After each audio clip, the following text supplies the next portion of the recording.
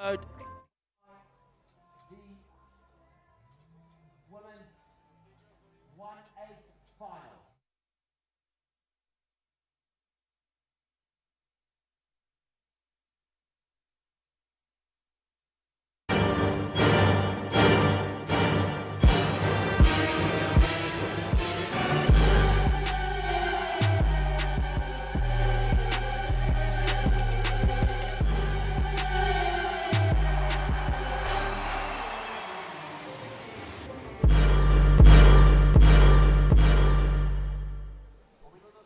Hello everybody, welcome to beautiful Santiago de Chile and the amazing Santa Fe Bike Park, where we will be hosting the 2022 Red Bull UCI Pump Track World Championship.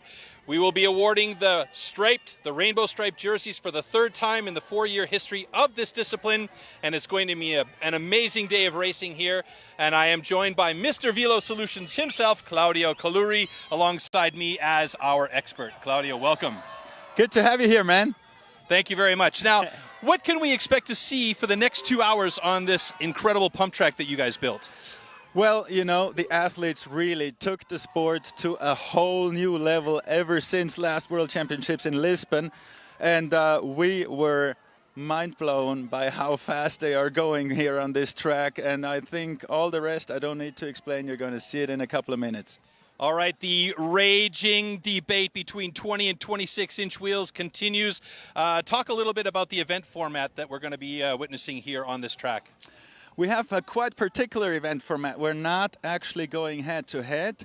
We have timed sessions for each round, meaning each timed session has a certain duration in which the riders can do as many laps as they want until they feel like this is enough to advance into the next round. Advancing into the next round means you have to be in the top half of the field. So, for example, if you're in the round of 32, you have to make it to the top 16 to advance into the next round. Meaning, you don't necessarily need to win. You can play games, you can go like, well, I'm gonna save some energy. It's still gonna be enough to be in the top 16 because I will need that energy later on in the race. That means the whole race is not only about who's the fastest in one lap, it's also about the strategy and who can be smart all the way to the last lap. All right, tactics playing a role here. You are also giving us a track preview with a couple of top athletes. Let's go to the track preview with Claudio from earlier on. This is the Velo Solutions pump track at the Santa Fe Bike Park here in Santiago, Chile, which is gonna be the track for the World Championships finals in 22. And all the rest is gonna be shown to you by Caroline and Eddie. We are on the second straight of this track, which is very similar to last year's most difficult straight in Lisbon, with very deep rollers, very technical. So the riders can choose whether they're gonna manual or jump them, but if they jump them, they have to land at the exact sweet spot to generate more speed. We are in turn number 5 out of 7, and we've built these turns very steep and very high so that the riders can go through them at full speed. The G-forces on the riders is gonna be brutally high, and that is gonna wear them out throughout the race. This is where the muscles are burning. The riders will have to push through those last big rollers so you can let it all out in the final run. Well, if that's just an inkling of what we're going to see on this track when the competition is actually underway, it's going to be bananas. Now, a lot of the top riders in the world are here. How did they qualify to get here? And, you know, it was in a bunch of different countries as well, wasn't it? Yeah, we do as many qualifying events as possible all around the world, wherever we have Velo Solutions pump tracks. And so the top 4 of each qualifying event, both men and women, are qualified to come here to the finals, and the winner of each qualifying event actually even gets a paid trip. Oh, nice, paid trip. We mentioned that you are talking about the qualifications for men and women. We have some of the best female riders. They will be the first athletes to compete on the track today. Give us a heads up on some of the top 3, let's say, that you will be focusing on, or having us to give us a little bit of a heads up on who might do well today. Yeah, definitely that is Aiko Gommers from Belgium, on a 20-inch bike on a BMX. She came in last year fresh into this sport and just smoked everyone. She's amazing. Like, her skills on a bike it's mind-blowing. And you know, when you see her, such a shy little girl, so quiet, and no one would think she could be that fast on a bike. But then she starts riding, and you're like, whoa, okay. But then we have Peyton Ridenor from the USA, and she was also a world champion in the past, and for sure she wants those rainbow stripes back. She's been training hard on pump tracks nearby where she lives, and yes, she's going to fight hard for that rainbow jersey. And then we have one woman from Australia coming into the sport, Caroline Buchanan. The queen. The superstar. She's had medals and rainbow stripes from all over the place. Two-time Olympian as well. So she's on a 26-inch. She's not on a BMX like the others, so that's going to make it very interesting. All right, well, we've got fantastic athletes on deck coming up next, but before that, it's not just the two of us blabbing at you guys the whole day. We also have a former champion himself as our sideline reporter today, and that is none other than Tommy Zula from the States. Hello, everyone. Tommy Zula here in lovely Santiago, Chile for the 2022 Red Bull UCI Pump Track World Championship. Not only is the weather hot, but these riders are heating up to give you one epic showdown for the World Championships. The track is so technical, so fast. The riding is going to be amazing.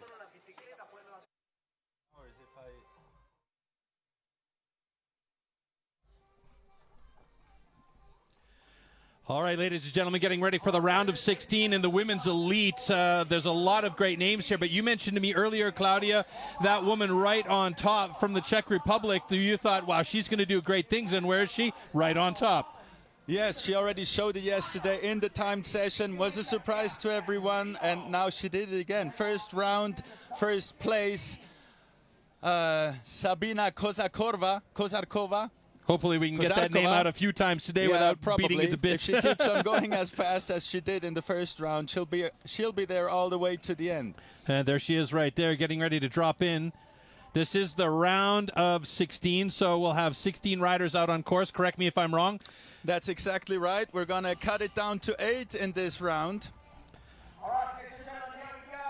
And we have 7 minutes available in this round. In these 7 minutes, the riders can do as many runs as they want.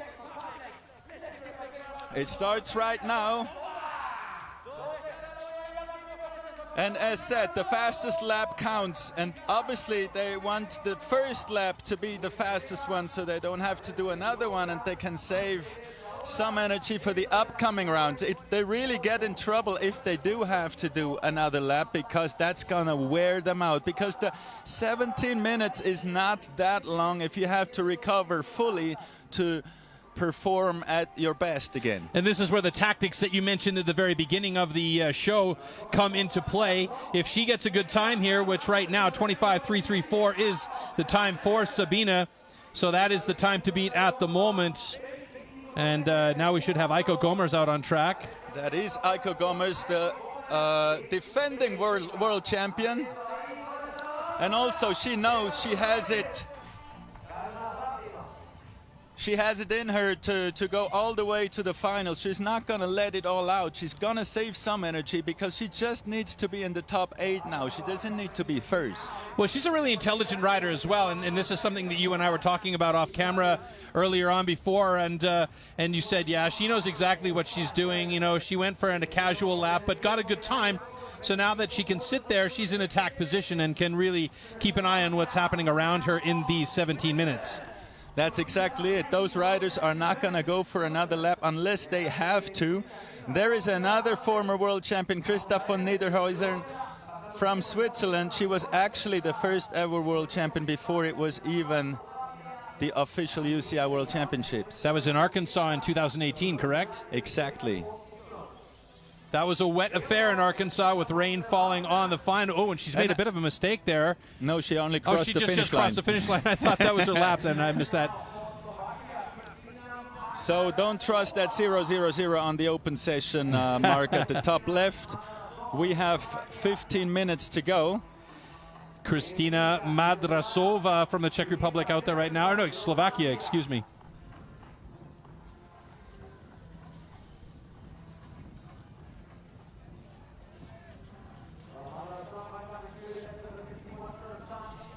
And again, she might be now one of those who will already have to push her limits a little further, because if she doesn't, she might not make it into the top 8. Well, at the moment, she's bottom of the barrel with a 26.347. We're waiting for our actual rankings to come up. It should be on the left-hand side of your screen shortly.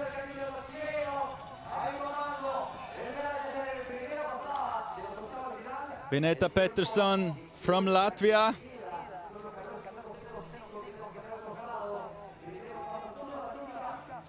So much technique involved here, and line choice. I never realized how much line choice plays a huge role here.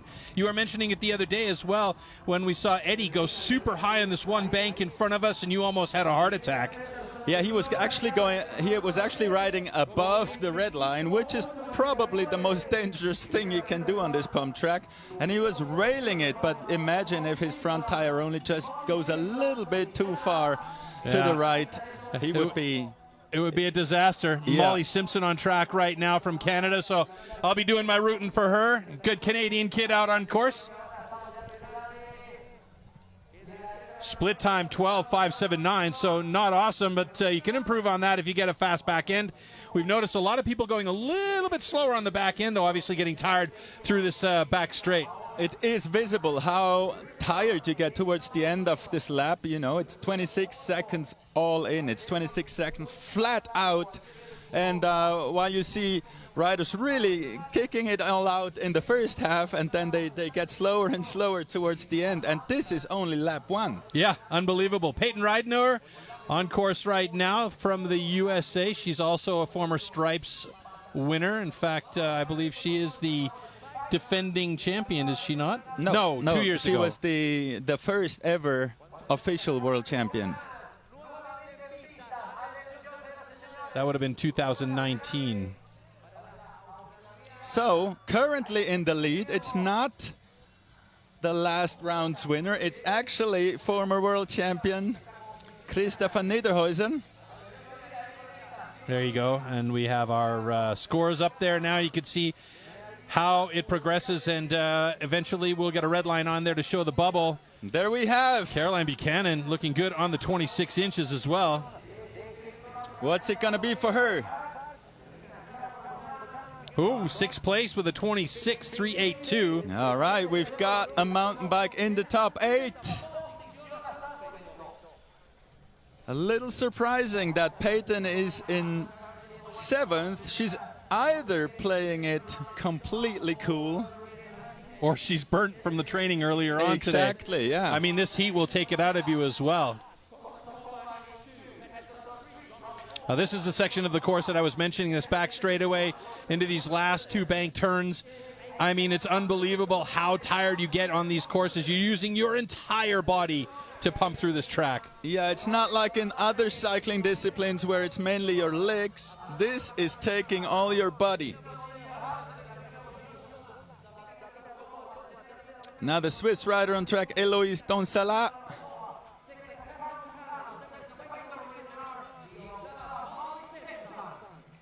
Sorry, already not on track anymore. She's already in the finish.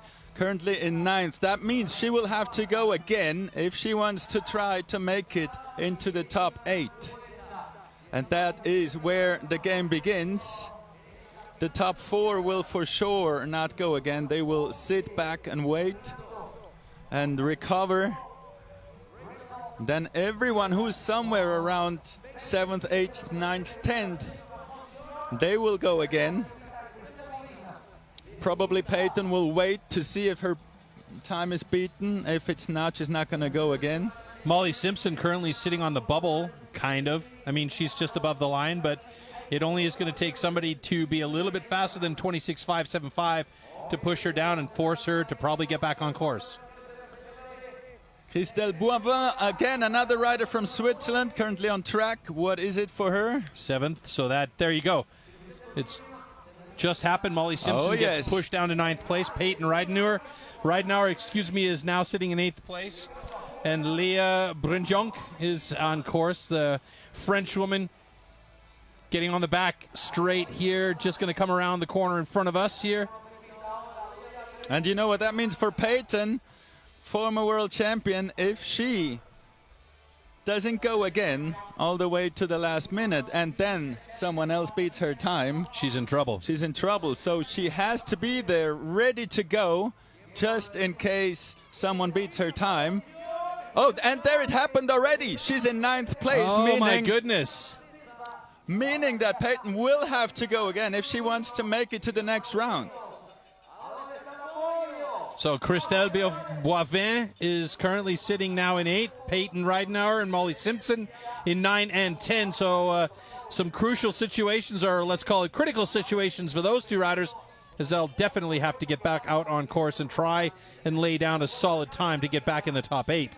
Remember, we're only taking the top 8 women moving into the next round. For those who are wondering why these riders... Oh, heavy hit right there. And there we were talking about that line at the top. She had her wheel above the red line and lost it right out in front. Ouch. That is a rough hit. We could see her moving here, so she's been winded for sure.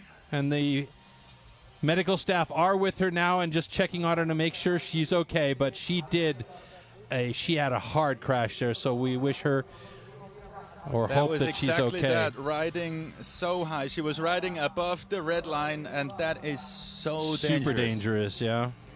It's exactly what we were talking about earlier on when I mentioned Eddie coming around this corner here next to us on our left, and that very thing happened. And, you know, when you're pushing the edge on this sport, you know, it is a sport for everyone. Anybody can come in here, but when you're really pushing the limits and taking it to the next level to try and increase your speed and increase your position here, those things can happen. So we are currently on a course hold while our medical staff take care of her and make sure that she is okay.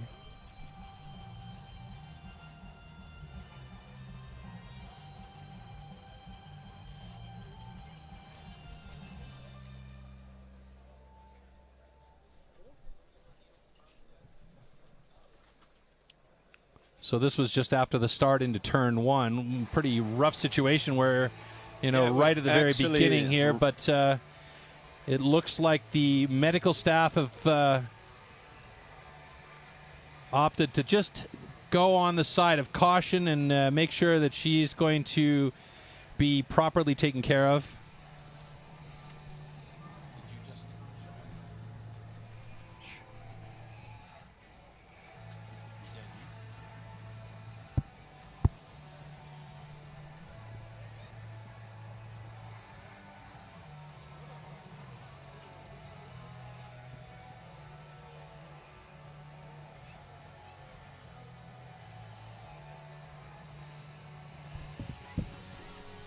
All right, last bit of precautionary action by our medical staff here. Course still on hold.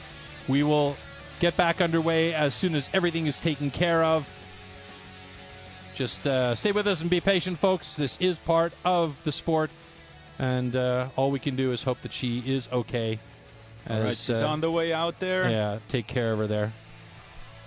Démosle un aplauso, por favor, a nuestra rider de Johannesburgo, viene de Sudáfrica, y a nuestro equipo médico, que todo salga bien.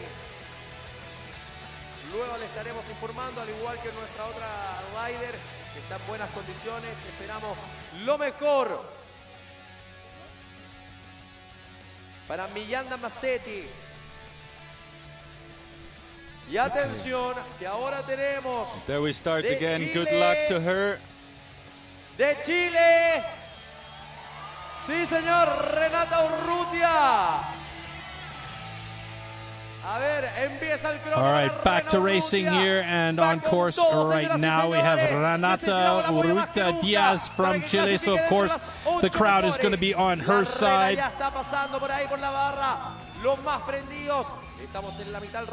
And we'll give you updates of Miranda as soon as we have them. Crowd on the sidelines on both sides of the course here. Big cheers for Renata at the moment as she completes her lap, putting her in 14th at the moment with a 27.397. She will have to improve by quite a bit if she wants to make it into the top 8. Norway's Annika Petersen on course right now. Was watching her riding early. She's very smooth. It seems almost effortless. But is it going to be fast as well? That is the question. That is the question, absolutely. It's good to be smooth, but you also have to be fast. So let's see. Split 12.7.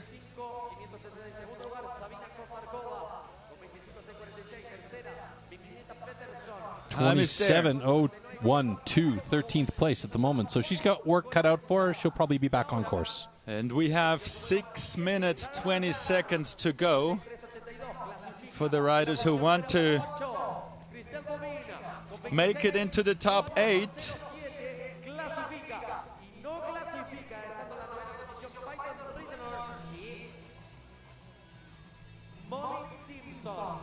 And there you see Peyton Ridenour. As you can see, we have the 4 riders, Caroline Buchanan, Christelle Boivin, Peyton Ridenour and Molly Simpson, who are somewhere around the bubble. If something changes there, the other ones will have to react. We have Molly Simpson on the track there. She's sitting currently in 10th, and obviously she needs to be at least 8th. And if that happens, the others will have to react to that. We have 5 minutes, 20 seconds left. All right, split time not looking super good for Molly Simpson. She's going to hang on to, no, she'll move just up to 9th, so she pushes Peyton Ridenour down. And she's only missing 1/1200th of a second. 1/1200th. No, 12,000ths. Yeah, it's minimal. 12,000ths she's missing. So 100th of a second basically in between place 8 and place 9. That is how tight the times are here. Hey. 4 minutes and 30 seconds. 4 minutes and 30 seconds left of these 1/8 for the ladies. Reno on track. Ok, acá tenemos a Gillian Reno. Con el salto del 14, Gillian Reno. Su mejor tiempo 27.063 hasta la posición número 14 y ahora puede cambiar. Her time's quite a bit slower at the split time. That's not going to be enough if she wants to get into the top 8. She's airing a lot of those jumps, and as you mentioned in the track preview, you got to really tag the back of those landings perfectly in order to maintain that speed. And here we go with Ridenour to try and get that time up into the top 8. And she basically has to do it in this run because the time is not going to be enough to recover from this run and do another one. So this has to be the one that takes her into the top 8. That means no mistake allowed. This track does not allow any mistakes because the times are so tight, as you can see. Split time is 12.587 for Peyton. What's it going to be? Oh, she's 10th. in 10th. She's holding on to 10th. She's not going to be happy with that. I think her tactics in this situation came back to bite her a little bit. Don't you think, Claudio? Not sure if it was tactics. Maybe, you know, as I said in the pre-show, the level of racing just went up like crazy, and maybe she just couldn't follow it. Maybe it's that. Rachel Maidock on course at the moment. Currently sitting in 12th place. Let's see what her split time is as she passes the speed trap in front of us. 12.567. I don't think that's going to do it for her either. She might, if she maintains this speed, might move up into 9th or 10th spot, but let's see as she comes across the finish line here. In 12th. No, she's going to hold on to that 12th position with a 26.773.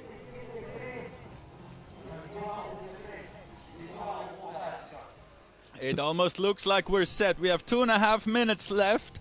Is any of these riders able to change something there? It would be Molly Simpson or Peyton Ridenour to go again. As we said, Molly Simpson is only 100th, or let's say 12,000 behind Christelle Boivin from Switzerland. Think of it, she only has to go 100th faster, but it's easier said than done. Yeah, I mean, especially if you're burning already from doing 1-2 laps, that's the big question.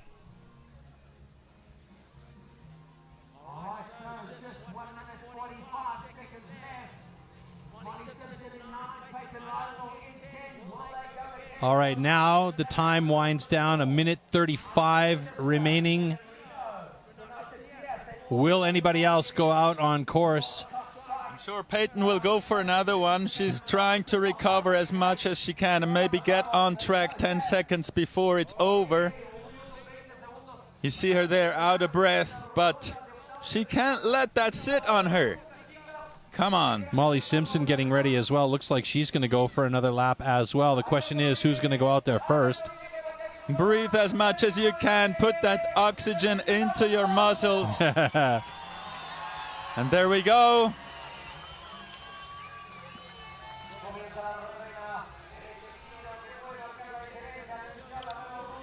So our Chilean rider, Renata Urrita Diaz, trying to get up there into those top 8 spots, pushing hard. She really needs that support from the fans that are here.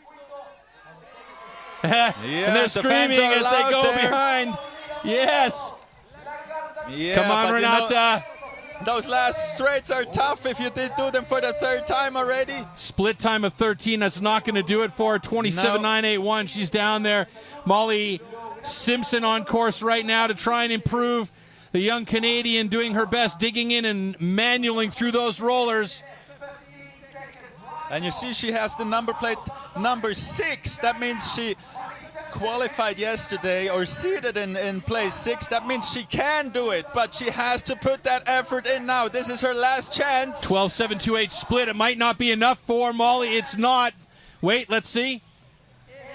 Molly Simpson's time across 26.672.9. Rydenor on track as well. And now it's getting a little bit bananas out there. We've got several riders on course. Peyton just passing in front of our position here, trying to gain some time, but she has slowed down in this last straightaway, and she is leaving the track. She is out of gas.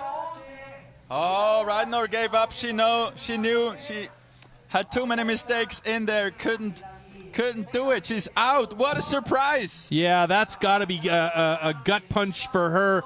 You know, having those rainbow jersey on her back in the past, wanting to have that again, and being one of the top thought of riders here coming into this event and ending up not making it and currently in 10th place. That is a tough one for Peyton. That is a real surprise. So we've got the 8. There they come.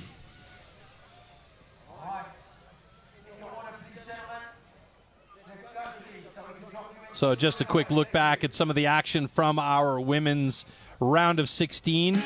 And we have narrowed it down to 8 athletes that will be moving on to the next round. Unfortunately, one of the favorites not in the mix anymore, with Peyton Rydenauer ending up in 10th place here today. And Molly Simpson doing her level best to try a 2nd or a 3rd lap to get the time up there.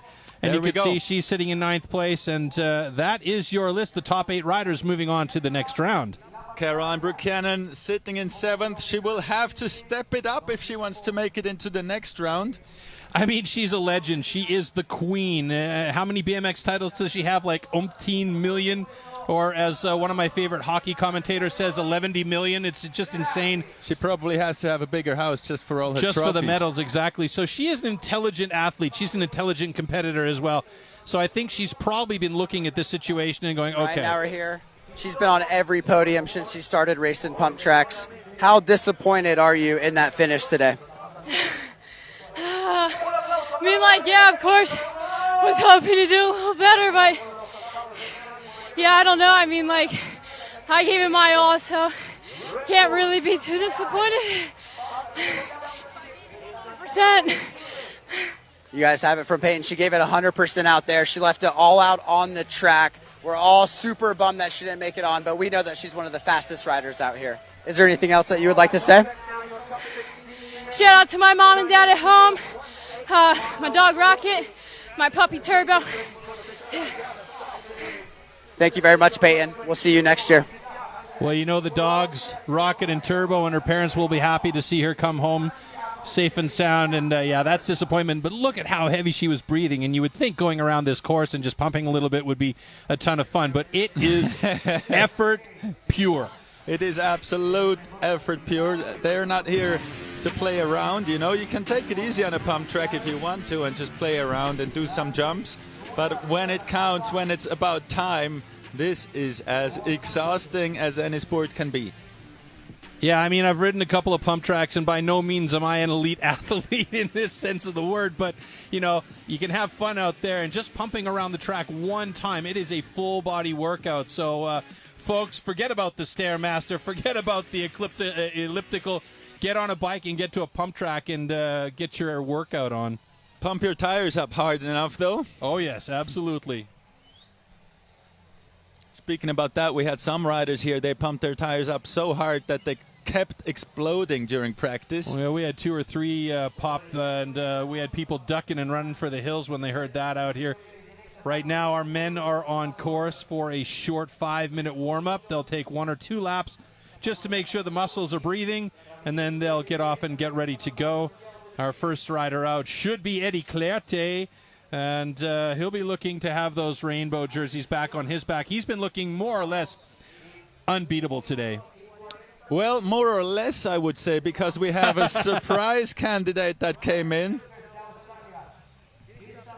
Mr. Ryan Gilchrist. Yes, the I hope Australian I say that young man. name right. Yes, and you can't miss him. He's got the Dayglow pants on, so keep an eye on that. And he's riding a mountain bike, actually, a 26-inch, and was surprising everyone with the speed he's going. That's got to make you feel good coming from a mountain bike downhill background, eh, Oh, Claudio? I love it. I love it. And, you know, this guy, he looks effortless. And I know he's got more in the tank, but I also know Eddie Clerté from France. He's got more in the tank as well, and he's very smart about his racing here, doing everything exactly calculated. But I think Ryan, he's very cool about it all. And, you know, he comes from enduro racing, means he has the endurance to go through all these laps. Yeah, I mean, you had a couple of favorites listed here from earlier on, Eddie Clerté, and there you could see Ryan Gilchrist doing a quick warm-up. And, hey, let's get on to it right away, and it's Eddie Clerté on course right now. So quick, so smooth. And you see where he was riding. First turn, he was already above the red line. This is taking so much risk. My it's God. crazy.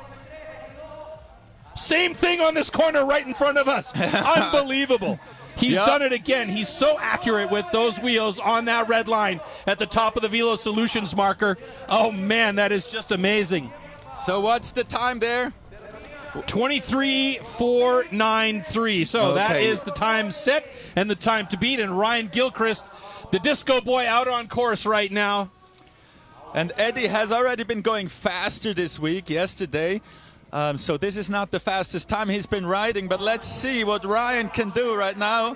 If he's even going to let it all out. He might play it cool because...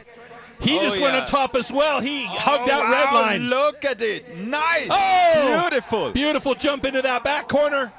And he's riding the turns a lot lower. What is it? What is it? Ryan Gilchrist with a 23.808. That's a solid time. It's solid, but also quite a bit slower than last round. And I'm pretty sure that Kristaps is gonna beat that one. Kristaps Veksa from Latvia, solid rider. And also, my goodness, these guys are all railing that red line on the top corner here to our left. It's unbelievable. Look at the turning speed these guys are going. This totally insane. Split time for Kristaps is very good. It should be good. He might even take top spot. No. Oh, surprising. 300 behind Gilchrist. Wow. Well, the battle for supremacy on 20 or 26 rages on here as we have Eddie Clerté on the 20-inch bike in top spot. Ryan Gilchrist running the 26-inch wheels in second spot. And Bob riding right those now, turns a lot lower. Can you see he's way below the red line? Yeah, can you see that? Totally different style. Very different. And this is what we were talking about. You were mentioning also how important that line choice is. Let's see how that does for him today. That's a nice split time, 11:05.2. That is looking very good. 23.405. He's taken over the top spot. What? Alec Bob in the #1 position has just thrown the gauntlet down for the rest. And I told you he looked fast. He did, yeah. And you were know absolutely what? on I point. believe that it's actually faster to ride the turns below the red line and not above, and it's also not as risky. Yeah, that's very possibly true. I have no idea, but it's Banana. It's Banana Bensick on course right now. Niels Bensick has a new nickname after this event here. He's also looking quite good. We're expecting good things from him. He's had a couple of bites to eat before he got out there, so hopefully he's feeling good. Oh, he's taking over the top spot with a 23.295. What is going on here? It's an absolute shake-up. Throw the dice in the bucket, shake it around, and put it on course. What is going on? This is, I believe, the fastest time so far on track. 23.39. Not sure if Eddie's time from yesterday was maybe 1,000 faster or so. Not sure. Brady Kinchelow, split time 11.327, fourth place for him with a 23.650. These times are so close together, it's insane. Wow, Ryan I can't Gilchrist, believe it. I can't believe it. Ryan is being pushed back. Yeah, he's down in fifth place right now. Eddie Clerté sitting in third at the moment. So two of our favorites are looking like they're okay, but they might have to rethink the situation once all the guys have gone. And you know, Ryan might have played it a little too cool, because if he has to go again, that is going to be a big disadvantage for the upcoming rounds. If he has to go again in this round, and there we go, he's already slipping back to sixth. All right, he's getting close to that #8 marker here as Anaya Ishtil with a 23.429 is currently sitting in third place, pushed Eddie Clerté and Ryan Gilchrist down a notch. Thibault Dupont on course right now. Wow. Another French rider looking very good as he comes around our section, also going low. So a lot of these guys taking that low line seems to be working very well. Let's see how Thibault Dupont does here as he comes around the last corner before the finish line. What is it? Fourth place, 23.490. Oh, Christoph Svexa is in eighth right now. Ryan Gilchrist just above the bubble line in seventh.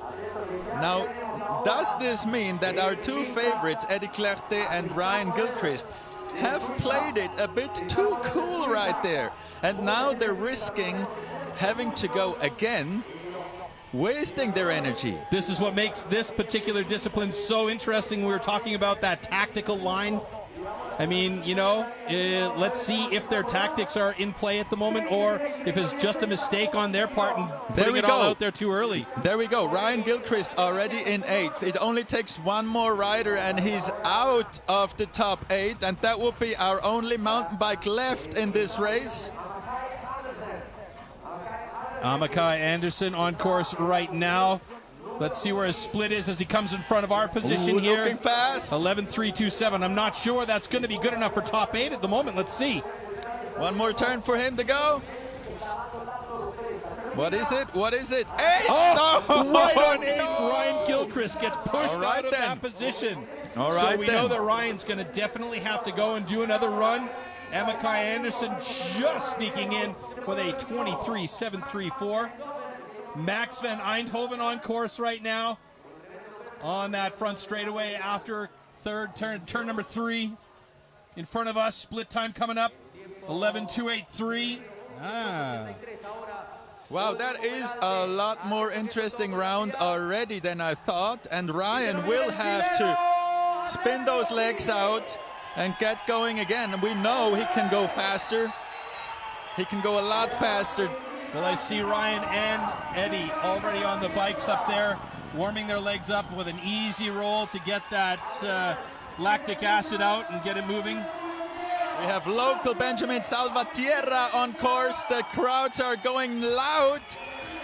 They are going bananas. They love their Chilean competitors, and you know how they can party here.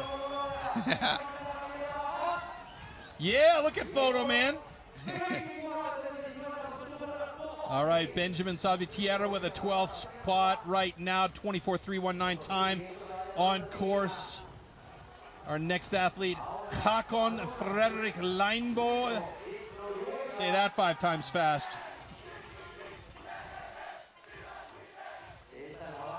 All right, what's it gonna be for him? 11.5 split time.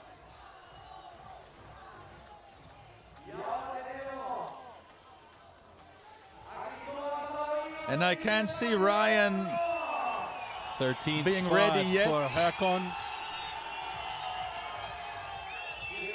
Crowd goes loud again, means another Chilean rider on track, is it?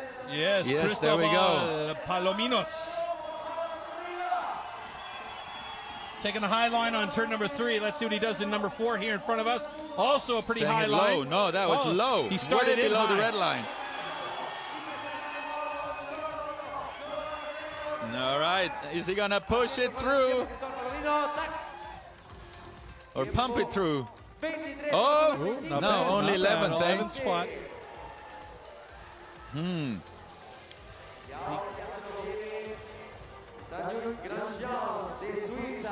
So we have basically all the riders in 23 seconds.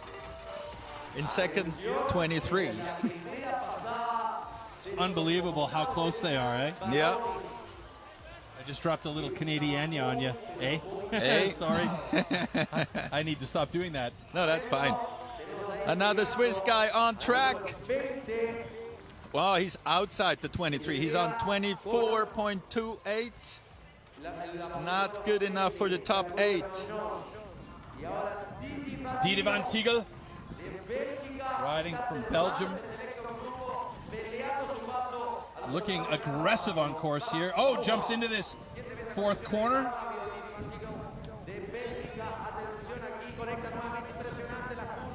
Track is 263 meters long. I guess depends where you ride it. If you ride the that's why I'm saying it might be better to stay below the red line, because then the track is shorter. Didi van Tiegel with a time of 23.784 in 9th spot, so he has an opportunity here to move up, and he's pushed Ryan Gilchrist down into 10th, and there's Ryan right now. There he is. That was all the 16 riders now, and now we have 7 minutes left.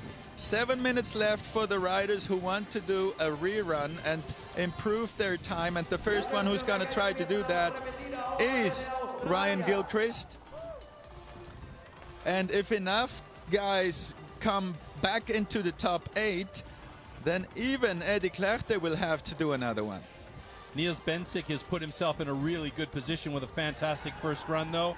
He's out of danger. He can go sit back and relax and recover, while Ryan Gilchrist has to now perform, and if he doesn't do that right now, it's basically impossible, because he's not going to recover again. So this must be an almost perfect run, and he cannot play it cool. He will have to attack now, and he does. Look at it. Look at it. He is really on it.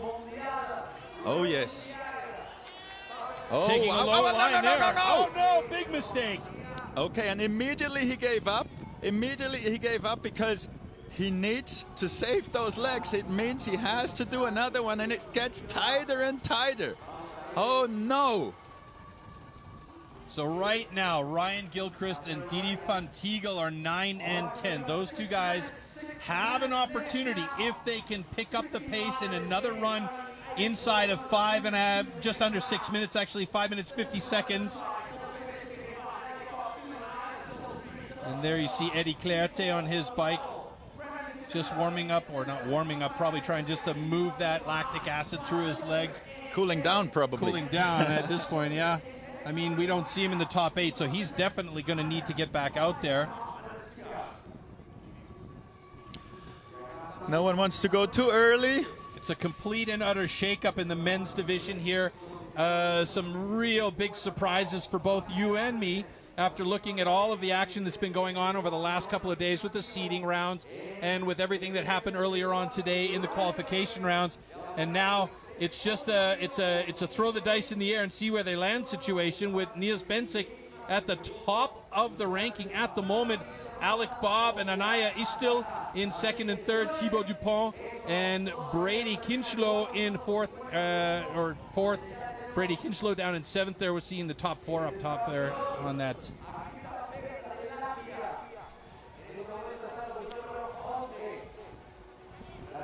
right, jumping out. Oh. What was that? That's a rethought from Kristaps Veksa. He's going, no, I don't think so. I didn't feel it. It's interesting, though. You know, some of these guys are just that good that they can know exactly if they're on it when they get out there on those first few rollers. Well, the thing is, the slightest mistake, since the times are so close, you see there's only thousands of seconds between them. And as soon as you feel the slightest mistake, you must give up because you're going to have to retry. Because if you still try to make it, you're going to just waste your energy on that long lap. It's an interesting thought process of giving up. You know, a lot of these athletes aren't that kind of mentality. You know, they're not set that way. As we see Dini van Tigel trying to get a fast time as he's just outside the top 8. Can he push Amakai Anderson down out of the top 8? Let's see what his time is here. Nope, he holds on to that 9th spot. Ryan Gilchrist still in 10 on course right now. Max van Eindhoven also giving it up. Håkon Frederik Leinbo, they're going to allow them to go in multiple tacts here. Once the riders are on course, you'll see a maximum of 2 riders out there at a time. My eyes are on Ryan Gilchrist. He will have to try it again. We all know he's got it in him. He can actually win this thing, but he needs to play it extremely smart from now on. So he'll probably recover as long as he can and just come back on track 10 seconds before it's over. Kristaps Veksa right there, looking quite solid as he comes across that finish line. Let's see what his time is. 25. Ooh, not good. Not 11th. Good. Not in those top 8 where he wants to be. Gilchrist is not making a move for the start box. He's still shaking out his legs. Well, that's the only thing he can do. He should not go too soon because he's got only one more chance.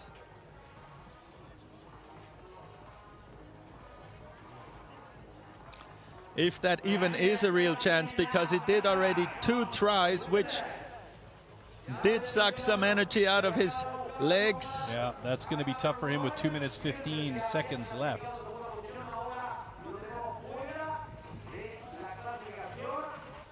Oh, that was a bit of... there's already too many mistakes by Tanguy Grandjean from Switzerland. Yeah, you can see he's burning at the bottom of the wick there as he comes through this last section. Gilchrist is on course. Let's see. There he is. There he is. It has to be. Ooh. Tough call. Tough call. What's it gonna be? What's the split saying? What is it? What is it? It's got to be 11 and change. We don't have a split at this moment, but only 10th. Oh no! He's out. What a surprise! With a minute 26 left, there is an opportunity for him to go again, but there's no gas left in the tank Absolutely at not. all. So he would just be out there for show. You could already see that he was only getting slower. With the more tries he did, he was only getting slower. So it is really, you have to make sure you perform in your first run. My question is where is Eddie Clerta with 1 minute left to go? Is he going to have a run at it? Why would he? He's in 5th or 6th. We just can't see sorry, it. I just can't see it there. So he's playing it safe then, obviously. That's the smart move on his part. My apologies.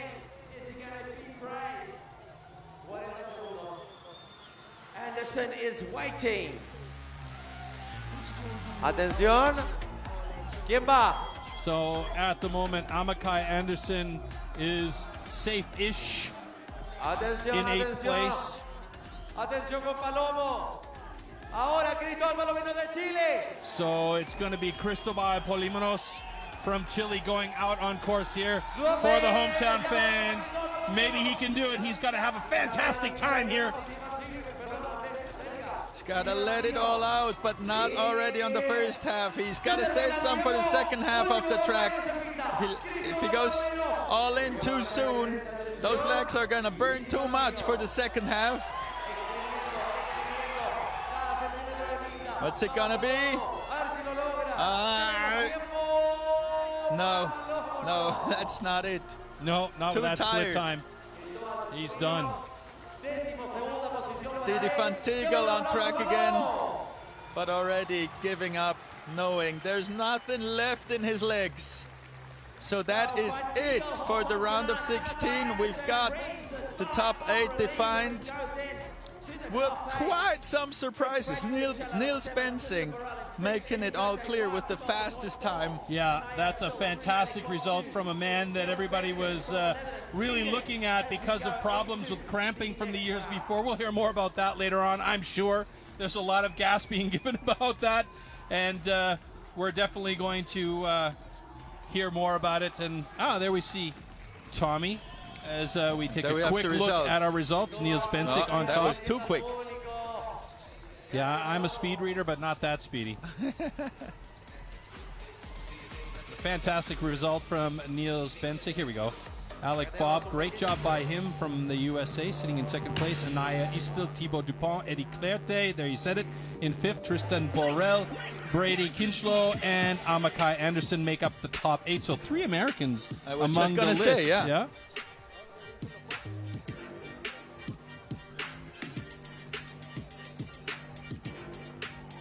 So now it's all about recovery for these guys.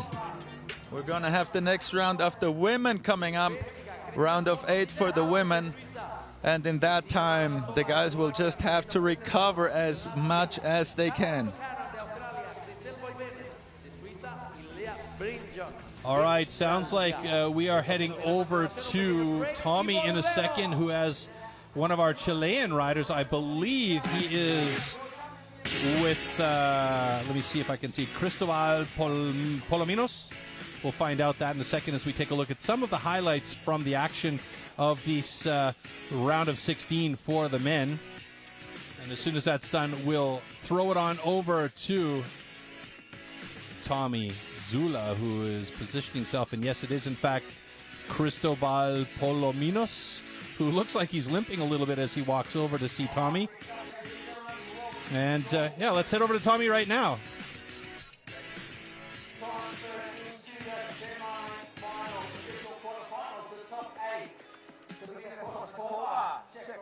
I have Benjamin here, the hometown hero. How does it feel to be racing in front of your home crowd? Oh my God. First, I want to say thank you to all the people who was here with all the Chilenos and Chilean riders. So I feel so good to ride in house at home. So yeah, I'm really happy. I did everything. We need to go push hard and then on to the next. How important is it to have a huge event like this in Chile for these fans, seeing a world championship? Did you leave it all out there on the track? Yeah, it's really nice to have this big event here in Chile. It's good for all the people, the riders and the bikers out there. It's really good to see all these people and all this, I don't know, it's mega event. So it's really nice to see you here, guys. Man, amazing riding. Thank you for leaving it all out there. We can't wait to see you next year for your second Red Bull Pump Track World Championships. Thank you, Tommy. See you there. Huh? Yeah. We'll see you at the after party. Yeah. That's an ominous tone right there. We'll see you at the after party. I should apologize. It wasn't Cristobal, it was Benjamin Salvatierra who was with Tommy just now as we take a look at the quarterfinal list for our elite women. And it's going to be interesting now that we're getting down to the last 8 riders in the women. The pace is going to pick up. It's going to be more intense, and I don't think we're going to see that parity between them so much. Yeah, and we're only going to have 8 minutes in this round, so this is going to be a lot quicker. Riders will have to make quick decisions. And as you know, the times are so tight, and as you can see there, Aiko is not in the top 4 from seeding, or from seeding, meaning she now has to go a little faster to make it into the next round, because she will have to be in the top 4. Again, we're splitting the field in half after this round, so 8 minutes time to determine which 4 athletes will be moving on. Now the question is, we saw Caroline Buchanan there in 7th place in the list. What is she going to have to do to keep those 26-inch wheels moving on to the next round, other than go fast? Let's be honest here. You know, it has shown throughout the week that it's all about staying clean and making no mistakes. Attacking too hard will lead to mistakes, and these mistakes will cost you too much time. As you could see, we have literally only thousands of seconds in between the riders, and if you do a mistake, that mistake is going to get you more than that thousandth of a second.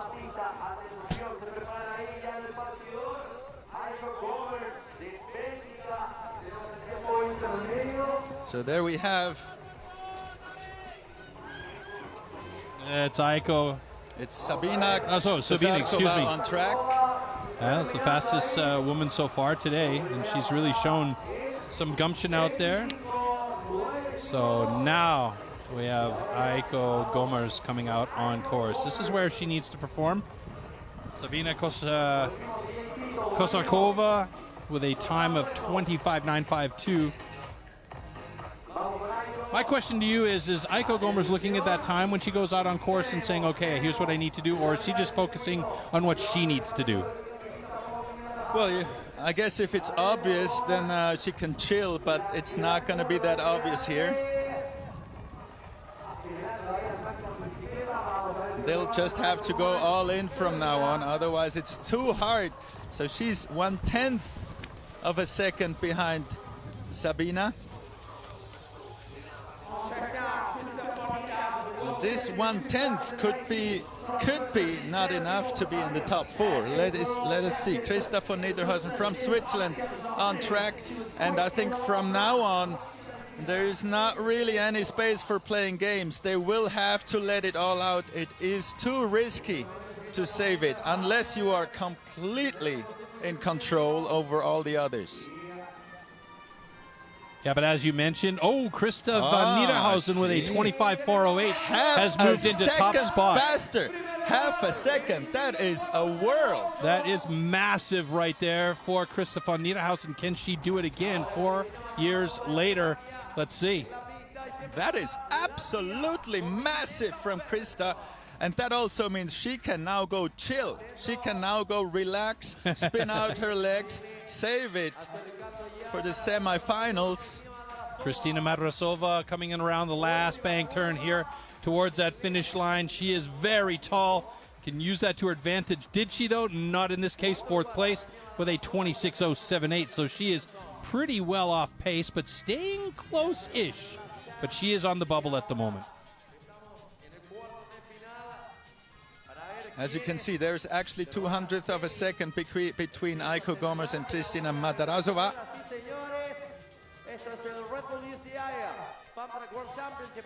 Vineta Peterson, very powerful rider. What's it gonna be for her? Great time, 25.939, 2nd place. And there we go, Aiko, the defending world champion, already on the bubble. And we have Caroline Buchanan on the last remaining mountain bike, on the last remaining 26-inch bike on course. Can she make it into those top 4? She's so smooth, has a ton of experience. The question is, can she keep it together? But she made a mistake right here in front of us. She just bonked on one of the doubles, so she's going to save it and come back. She's going to quickly try to recover. We have 4. She has 4 minutes left. Trying to recover and put a fast lap in, but we've already seen from others before, it is super hard to try to improve your time in a second run.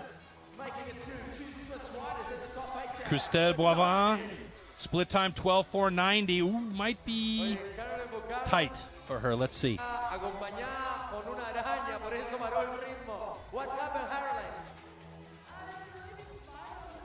solid finish, 6th place at the moment with a 26.539. So she is outside of the top 4. You know, that's going to be a very, very tough battle there between Aiko and Christina. You see, there's only 200 between them. That means both of them will have to go again because none of them can play it safe. And after Leah Brinjonk, there's only one more rider, and then it will be open to whoever gets or wants to, needs to get in there and improve time, which I'm pretty sure Aiko Gomers is going to want to do that, as well as Kristina Madrasova.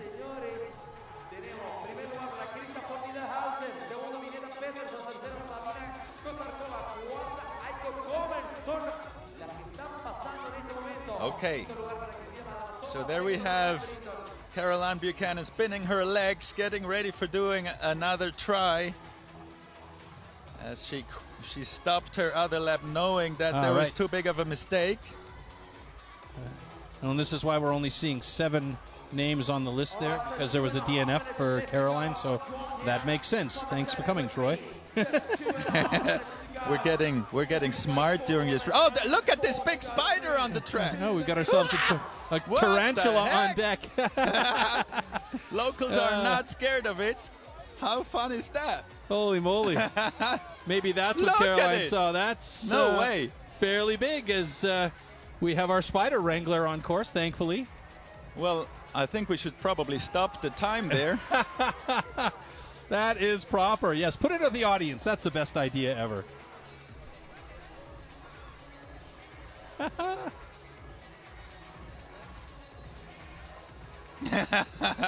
Okay. Yeah, fantastic. You don't see that every day, do you? Definitely not. And there we go. Riders getting ready. Big round of applause for our photographer out there on course, who, with no fear at all, just ran over and picked up this spider. Great job. All right, Caroline's in the box getting ready to go. She wants and needs this run in order to get a time. And for her case and for her sake, I hope she has a good one to stay in the running. She needs to be among the top 4, so she needs to be faster than 26.053. And we have 1 minute left in this session. 1 minute left. And what this also means, if Caroline beats the time of Aiko Gomers will have to be ready to go again immediately. She will have to react.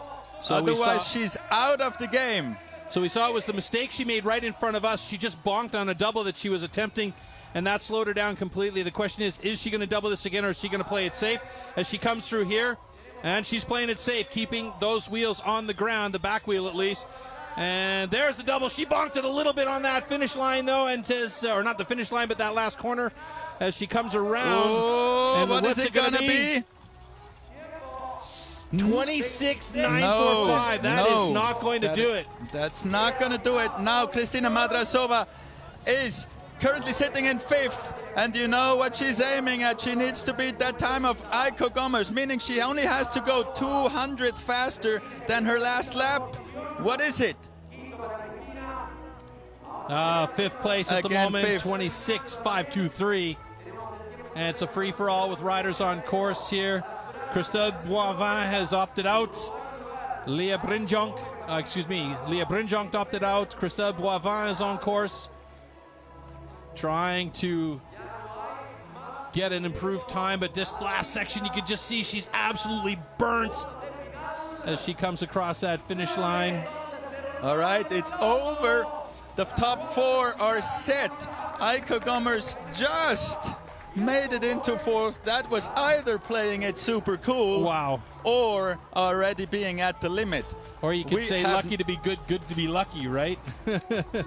But impressive by Christa von Niederhausen. Half a second faster than anyone else. Well, I mean, obviously the bug that she got back in 2018, was it? That's really been grinding her, and she wants to have it back, and she has set the pace for today, absolutely. And she does live in the country with the most pump tracks for sure. There's about 5 minutes to drive or ride in between every pump track across the country. And all of them surprisingly Velo Solutions pump tracks, correct? I would say. Not quite all of them. Yeah, okay, 99.95%. All right, so it does sound like Tommy is over with Caroline Buchanan. Obviously, you know, we're going to find out her thoughts on the situation.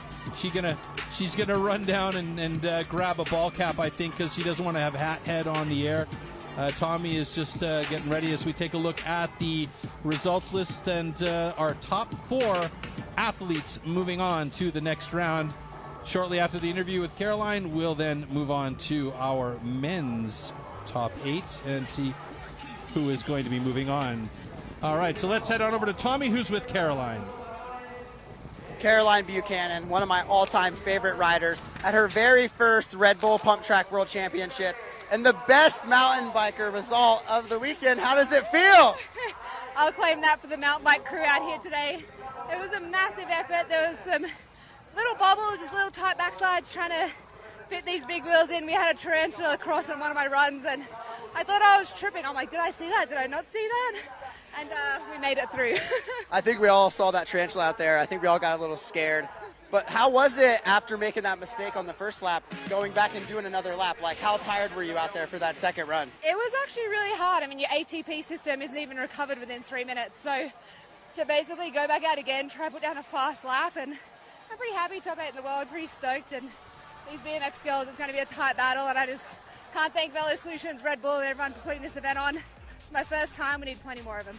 Man, we're so stoked to have you here. Amazing performance, and we cannot wait to see you out here next year. Thank you. Wow, thanks, Tommy. The boy's a natural. Hey, we got to keep him on this job and take him off the bike, I think, maybe. No, we need him to get those stripes back on a mountain bike. This is true, actually. Absolutely correct, yeah. All right, so taking a quick look at that beautiful Velo Solutions pump track. Shortly, you just saw the quarter final, the top 8 athletes coming from the men. Actually, on this shot, you could see the beautiful city of Santiago in the background. The reason why it's so white, we've been told it's not actually fog, it's smog. Smog. Yeah. And dust.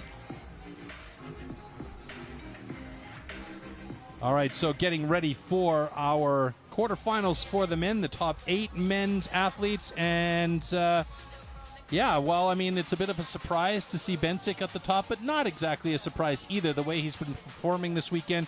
And you know that everybody, even though they're giving him a lot of gears about, you know, cramping up and stuff like that, that's the big joke going around this week and this weekend. He came with a purpose. For the quarterfinals for the elite men. Welcome to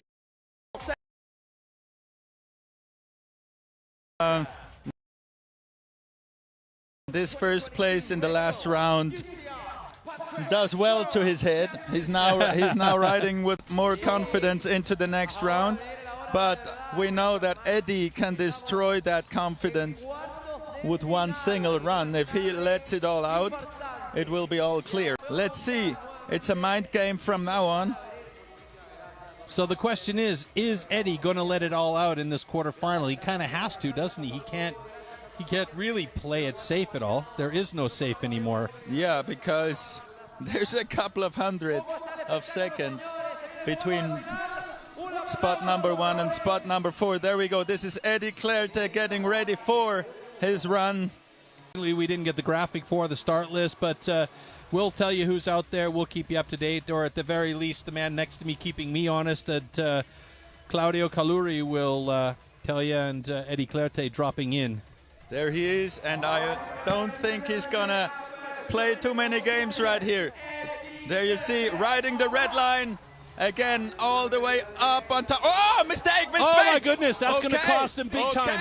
This is gonna make it interesting. Redlining it again. Boy, he is so on that. He is so on that. Unbelievable. So tight to that line. The boy has fantastic skills. It is amazing. But it was not a perfect run, but it was the perfect time. This is the fastest time on this track ever so far, even with the mistake. To quote our friend Rob Warner, look at the time. Unbelievable. Great job by Eddie Claerte. He's just thrown the gauntlet down. Alec Bob on course now. With a mistake at 23.04. That is, I would say, almost unbeatable. Alec Bob already behind at the split.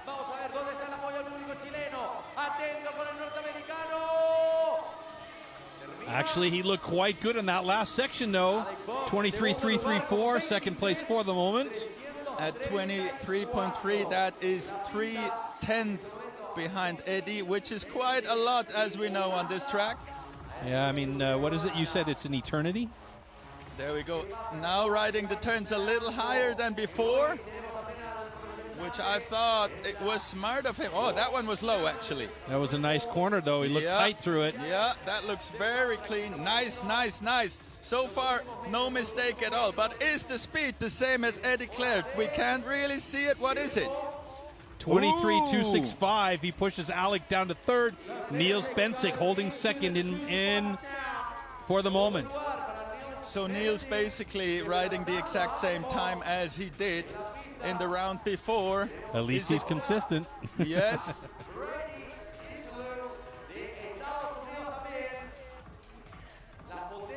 Brady Kinchlow.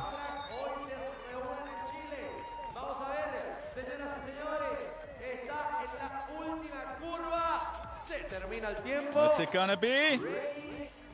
23.610 in fourth at the moment, so he is on the bubble with 4 riders to go.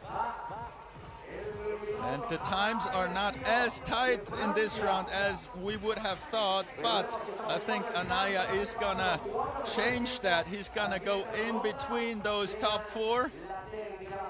Jumping, not manualing there.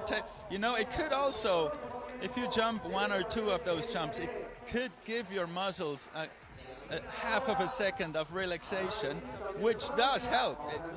Otherwise, it's just pumping all the way. Okay, he's in fourth. Anaya pushes Brady Kinchlow down into fifth. Anaya Ishtil, is sitting in fourth. And now on track, Thibaut Dupont from France.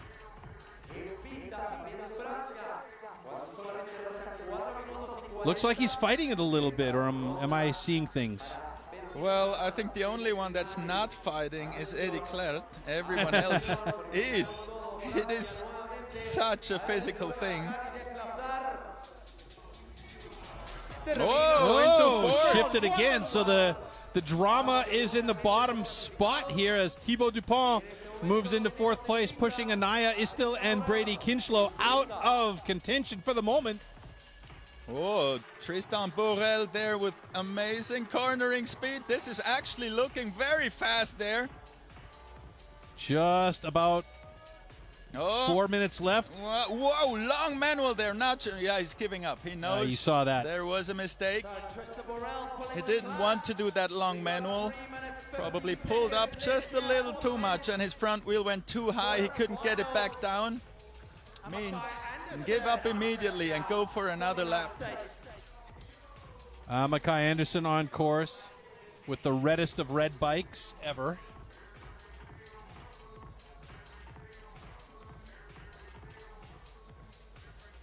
Sweet double through our section here right in front of us. Amakai looking pretty solid. Question is not looking too good. Split's not hot, but what's his final time? 23.915. Ooh, seventh for Amakai. Okay, so there we go. This is everyone out of this round. And there we see Niels. Sorry, I didn't mean to interrupt you there. We saw Niels just getting his legs cleared out. It's pretty sure that Eddie and Niels are not going to go again unless some major changes happen here. But all the others would not feel safe. So Anaya is for sure going to attack again. We've got 2 minutes 45 still left. Probably all 4 in the red there are going to give it another go. Amakai breathing heavy. There we see Eddie looking pretty relaxed on the rollers.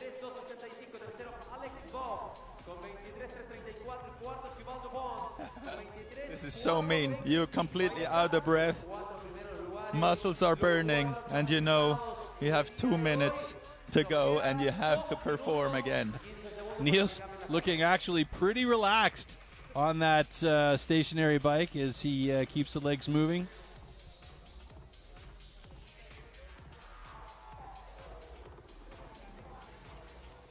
We are in the quarterfinal. 4 out of 8 are gonna go on into the next round. Eddie and Niels completely safe there. Alec and Thibaut not safe at all, because those 4 riders with the red numbers there are gonna go for it again. We have 1 minute 40 left.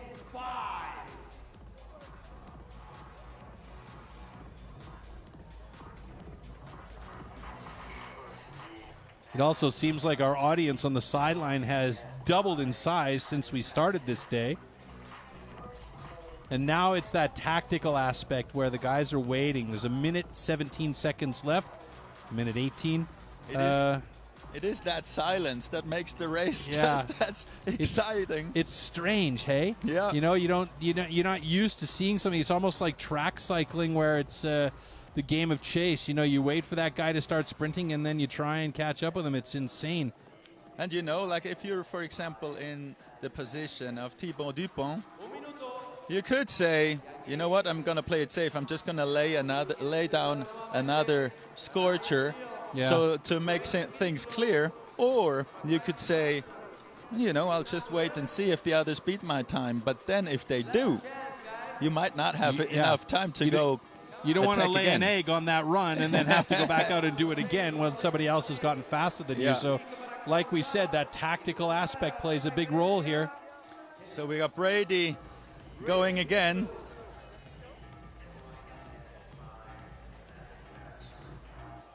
Brady currently sitting in 6th. He has to go 2/10 faster, more than 2/10 faster than in his last run, if he wants to make it into the 4th position. Anaya is still on course as well, so Anaya just left as well, yes. So Brady. Oh, we have all 4 riders on course now. It's getting busy out there. All 4 riders on course. Amakai Anderson out there. So Brady didn't make it. What 24.165. What about Anaya? Did he make it? No, he didn't either. He's still in 5th. Tristan Borel coming across that finish line. Looking too tired. Tristan Borel 8th. Amakai Anderson. So all 4 went for it. None of them made it. Means Thibaut can play it cool. He doesn't have to go. He got lucky. Let's put it that way. But I mean, he got himself in a good position. It was a bit risky, like you said, but you know, he seemed okay with where he was, and he's saving his legs for the next round, which he will be in. I really would have thought that Anaya makes it. He can step it up, but he couldn't. So we're all set for the semifinals.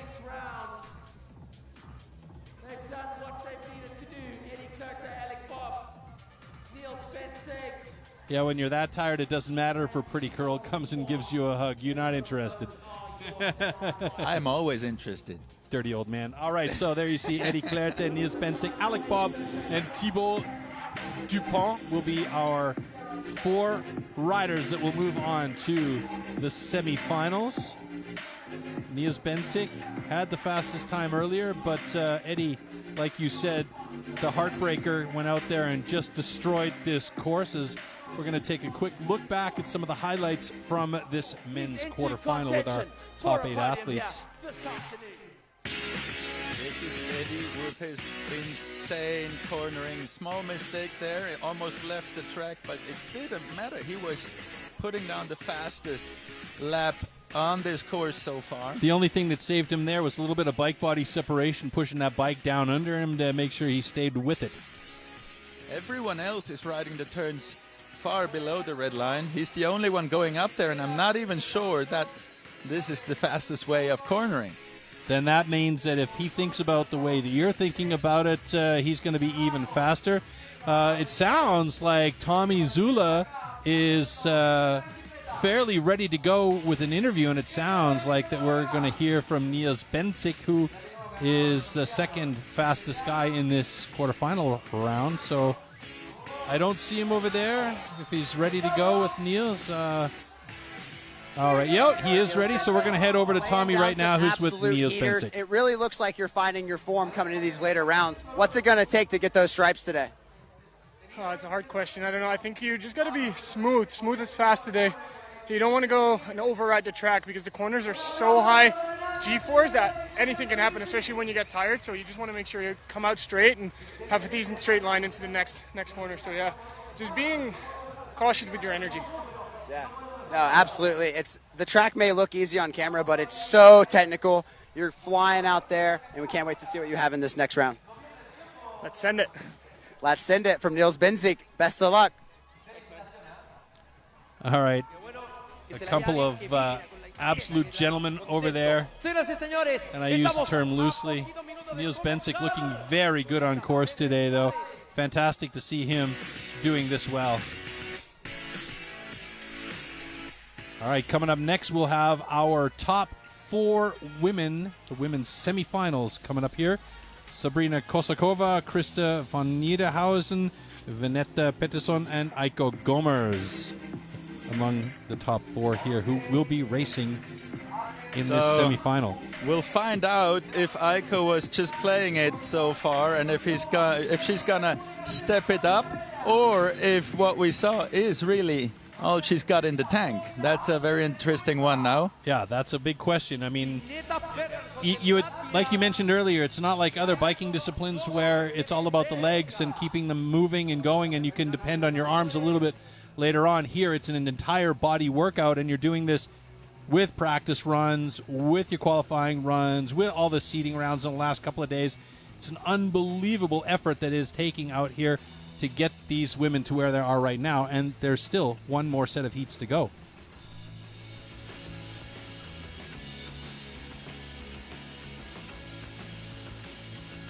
Ok, ya estamos para comenzar con estas semifinales.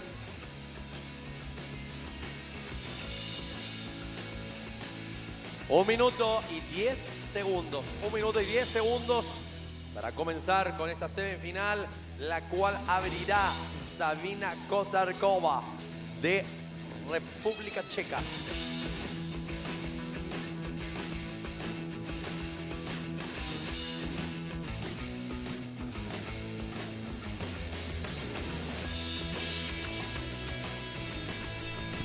So, well, we got a minute here, Claudio. I wanted to ask you about something because we see you building Velo Solutions, or your team building Velo Solution parts all over the world.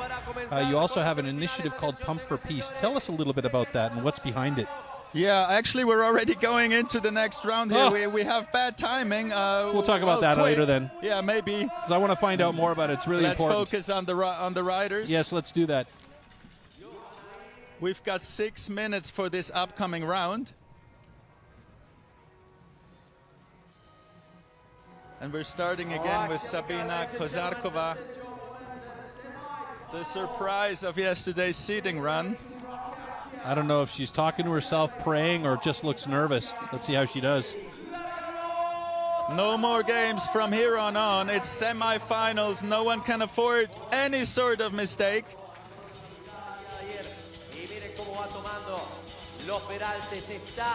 Is she gonna show what she did last night at the seeding run? High entry coming out low on that bank turn near us, just crossing in front of us.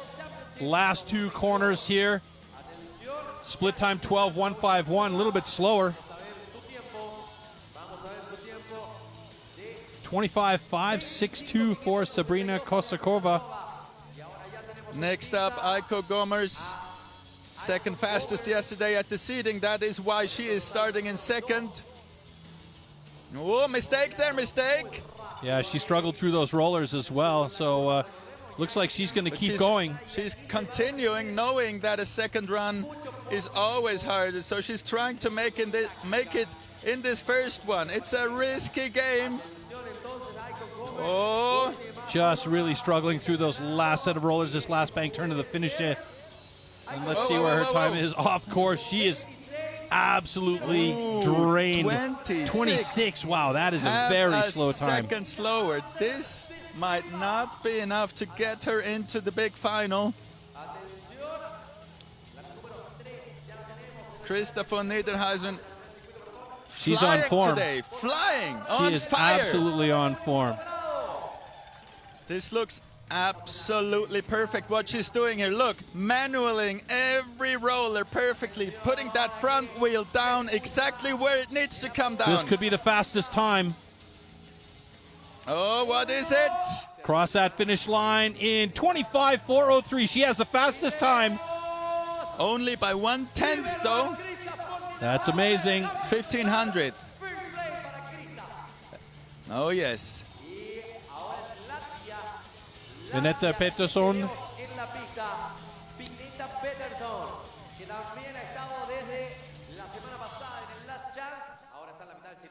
She looks clean so far. Split time, however, is 12.218. Don't think that's going to be fast enough, and she needs to pick up the pace in the last half here. Last corner before the finish line. 25.870 in third place. So at the moment, Aiko Gomers with the slowest time. She's definitely going to want to go back out there inside of the next 3 minutes, 18 seconds. 3 minutes, 18 seconds. That means like 2.5 minutes to recover. And then you got to get ready. Krista von Niederhausen flying today, dominating today. Probably held back a little yesterday at the seating run, playing it cool. Playing possum. Sneaky. And she was our very first world champion before it became the official UCI World Championships. So that wouldn't be bad for her to have the world final in 2018 and then a rainbow jersey in 2022. That'd quite be okay, huh? And I wouldn't mind if she takes it back to Switzerland either. There you go. A little bit of country support as well from Claudio Caluri.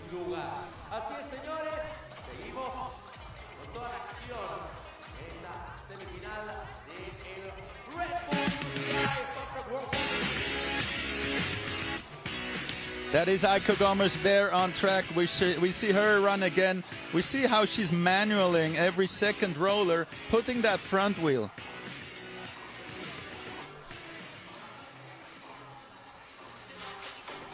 All right, 2 minutes left. 2 minutes left in this semifinal round for our remaining 4 athletes.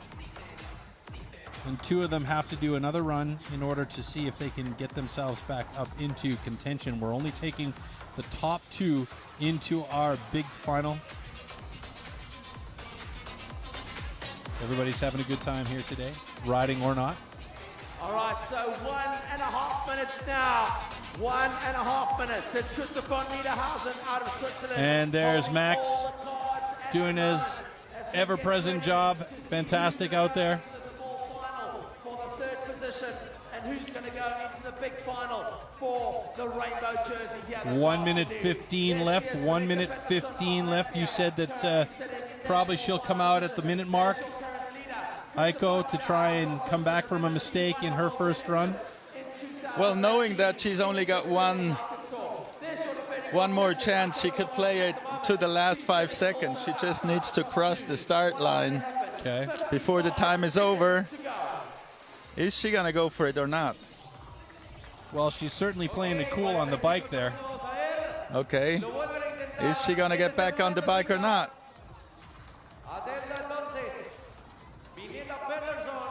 35 seconds. She's got to get it moving, though, if she wants to get out there. Yeah. Hopefully she's got that in mind. She's not so sure about it. Eh? She's running out of time. What's she doing? 25 seconds. Time is running away on her if she doesn't get across that start line, as you said. She is playing it cool. I would not be so calm if I was her. Dude, I'd be shaking in my boots. I'm shaking in my boots on her behalf. All right, she's in the there box. We go. 5 seconds to go, and there she's on track. That's as tight as she plays it. But the time has run out here, so I don't know. Is that she's on track? She's on track. That counts. All right. Now let's see if Aiko can do this here. She really played it to the last second. She doesn't look like full of energy, understandably. No, It's tough. It's a long looks like day. she gave up she already. Gave up right there. She already gave up. Yeah. So that is it. We have Christopher Niederhäusen and Sabina Kozarkova in the big final, and Vineta Pettersson and Aiko Gommers in the small final for the bronze medal, meaning Aiko Gommers is not defending her rainbow stripes. It's been a crazy day all around. You know, the only guy that seems to maybe be like he's going to be able to defend his rainbow stripes is Eddie Clerté.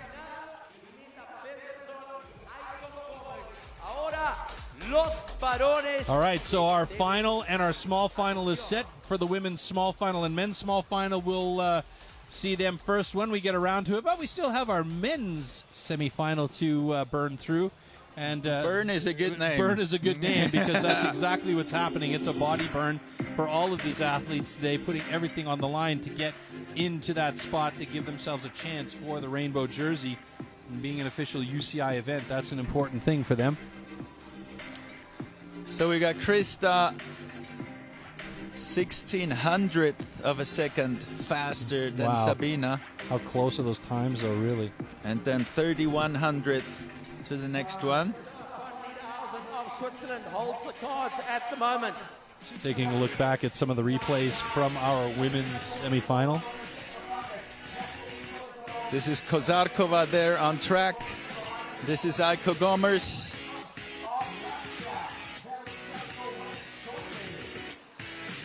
There she is, Christopher Niederhäusen. So far the fastest woman on track today. Yeah, that's some motivation right there. All right, so right now, Tommy Zula is with Aiko Gommers, who unfortunately we'll see in the small final. Let's head over to Tommy right now. I have Aiko Gommers here, your defending world champion. She just got knocked out. Did you make a mistake out there, or what happened? Yeah, my legs just got too tired and my body, so it was a lap full of mistakes, and when it's getting close to the final, there is no space for mistakes, so it is what it is. It is what it is. Amazing performance. You crushed it. Anyone you want to thank or give a shout out to? Yeah, just everyone who put the event together. It's not always about the results, it's about having fun, and this week was full of fun, so. There you have it from a true pump track champion. Everyone's here to have a good time. We're cheering all the other riders on. Amazing performance, and we'll see you back next year, I'm sure. Thank you. How great is she doing that and keeping a positive attitude? We'll definitely see her back on top of the podium at some point in the near future. Perhaps a bronze medal today. That's what she'll be battling out for in the small final later on in that heat for third and fourth place. Before that happens, though, we need to get through our top four men. And there they are, Eddie Clerté, Thibaut Dupont, Niels Bensik, and Alec Bob. A couple of Frenchmen going up against a Dutchman and an American.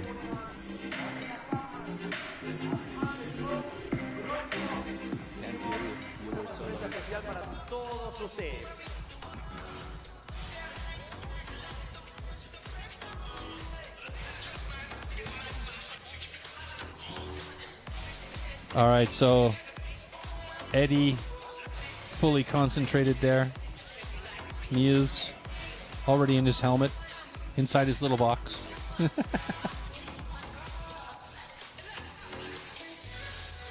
As we take a look at the guys, I want to go back to that Pump for Peace question because we do have a couple of minutes before the semifinal starts. Talk us through that a little bit. So yeah, we founded Pump for Peace with the aim of taking those pump tracks to areas in the world where they would not usually have them, meaning, you know, developing countries or conflict areas. And yeah, so we've built quite a few of them already. Actually, before coming here, I was in Nepal building one in Kathmandu. That was quite a challenge, but it also was really good fun. And, you know, in the moment where we finished laying the asphalt on the track, the kids took over and they're basically riding 24/7. And, you know, the goal is also to take a qualifier for the World Championships to Kathmandu, to all of those Pump for Peace tracks, so that these kids get the chance to race at the World Championships. And that's why we already had kids from Lesotho racing. They didn't qualify this time. It'll happen. It'll happen. Absolutely. And, you know, the hype in Nepal is currently going on. They're all looking forward to that qualifier next year so they can make it to the World Championships next year. All right, so fantastic action, Pump for Peace. If you want to find out more information about it, where do people go and look? Pumpforpeace.com. That's easy. All right, so the guys are getting ready to go. Our first rider is in the start box. Atención, Eddie Clacé, el mejor tiempo del día. Un aplauso para el actual campeón mundial. Lo tenemos en Chile. Y a ver, increíble show. Okay, fastest man so far on track. Eddie Clacé, defending world champion. Still keeping it high. Unbelievable. You giggle every time you see that. It's so funny. And he goes down hard. Exactly what happens. He goes down hard. So they're in to check on him right away. Just waiting to see if we get the thumbs up from him as that front wheel left the track above the red line. It's exactly what you were talking about. And that is the drawback of running high and tight. It's very, very risky as you can go in head first into that corner, which it seems like what Eddie has done. But we have an excellent first aid team here. It's not the first time we've seen this today, but they are on point with taking care of our athletes here when these kinds of things happen.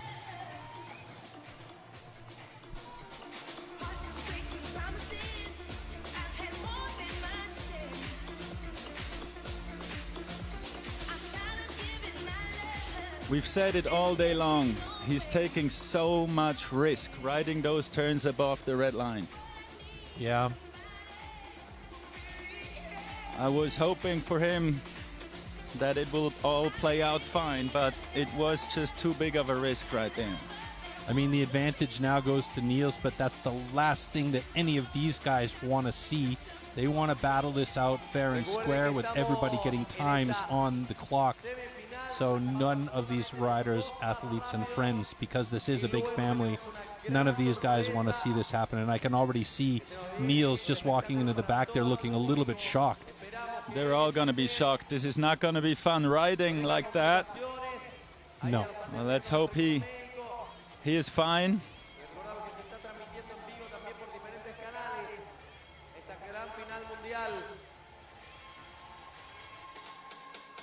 Cuando se prepara ahora, los siguientes riders se nos viene a continuación. Alex Bob de Estados Unidos. Niels Bensing. All right, they have him on a backboard. They are, as they have done with all the athletes that have had crashes, erring on the side of caution to take him off course and make sure that he is taken care of properly.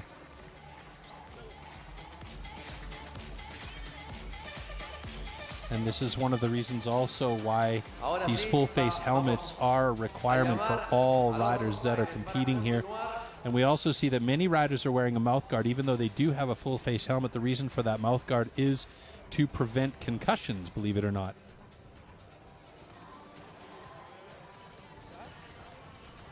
All right, so that will unfortunately be a DNS, a non-start for Eddie. A non-finish. A non-finish, excuse me. So they're going to reset the clock to 5 minutes, and Alec Bob will be the next rider to go out on course. That is a tough one for these remaining riders to now perform. Nobody wants to see that. As I mentioned, you know, anytime you're competing against another guy, you don't want to see them go out of the competition and leave it open for the other guys based on an injury or a crash. They want to have a fair fight right to the end, and that's the wish for all of these guys. So, you know, they're going to be thinking about him and making sure he's okay later on after all is said and done. But you know, this is exactly why all the other riders stay below the red line when they go through the turns. Well, we did hear it from Niels earlier on. He says the G-forces as you go through those steep-walled turns are so high that if you make one small mistake, that you could really cause big problems. And, you know, you think about it, you know, the G-forces that you're applying there, they're not like jet fighter G-forces, but if something does go... Actually, they are. Oh, they are? Like in the first World Championships, David Graf, who won that race, he had a G-force meter on his helmet, and he was at 10 G. 10 G, that's amazing.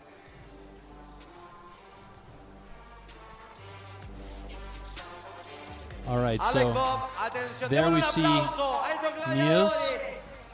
It's going to be Alex coming out on course first, though. Alex Bob. Niels Bensick just waiting in the back lot there for his chance to get into that start square. Alex Bob actually starts before because he was faster in the seeding run, but he wasn't faster in the previous round. But we are taking the start order from the seeding run, and as you can see, he's riding way below those red lines. Yeah, keeping it safe in this case. Just been informed, by the way, that there will be no small final for the men. Obviously, it doesn't make sense to run one single athlete there, so there you go.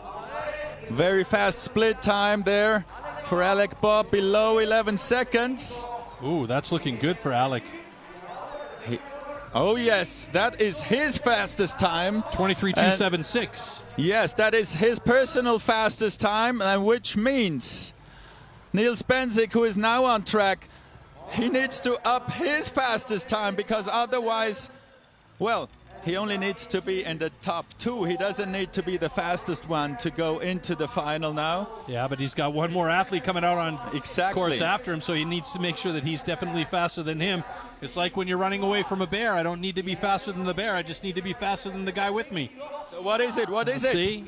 23.318 for Niels, second place. This is going to get interesting now.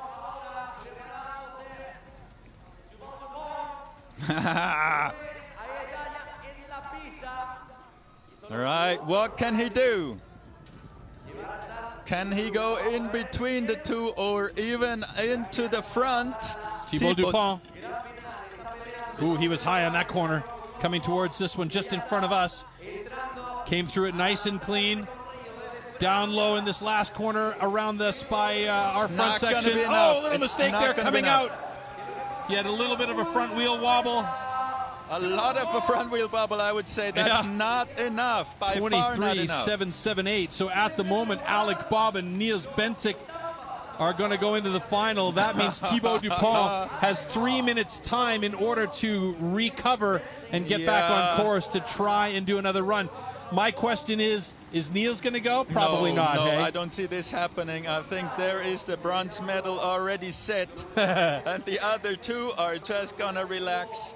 Or, I mean, as much as you can relax if you know that the World Championships finals are coming up. Yeah, Thibaut, you can see he is breathing heavy. Everything's burning. Everything is burning. 2.5 minutes for him. He might give it another go like Eiko Gommers did, but I doubt that he can recover that quick. So that means Alec Bob and Niels Bensick are the ones who are gonna battle it out for this year's Rainbow Stripes.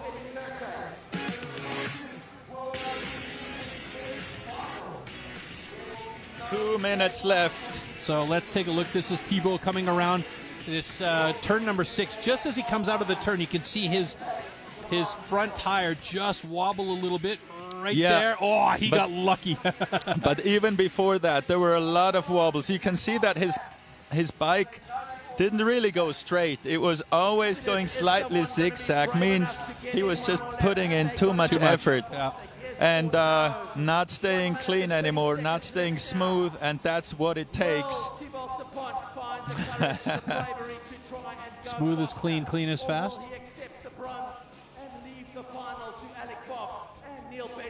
120 left for Thibaut Dupont to make a decision whether or not he wants to try again. I mean, in the worst case scenario, Thibaut Dupont is going to take the bronze medal home. Absolute worst case scenario. The question is, does he have enough fire to go out there and try and beat the time of 23.318 that Niels Bensick has? Or will he sit on it and be happy with the bronze medal?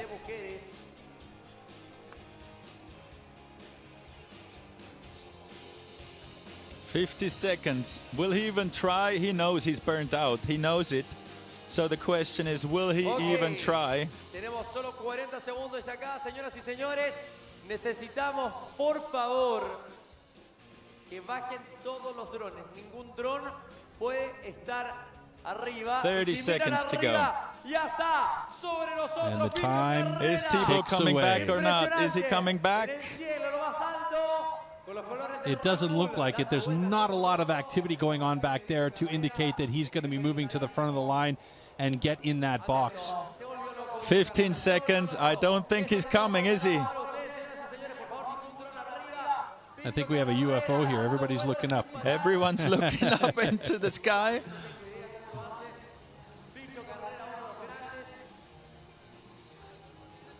I think it's a paraglider up there. I saw a few taken off from up above. Maybe it's the Well, Condor. the time is So it running out, a so I paraglider. guess that is it. Yep. Thibaut is not going again. Oh.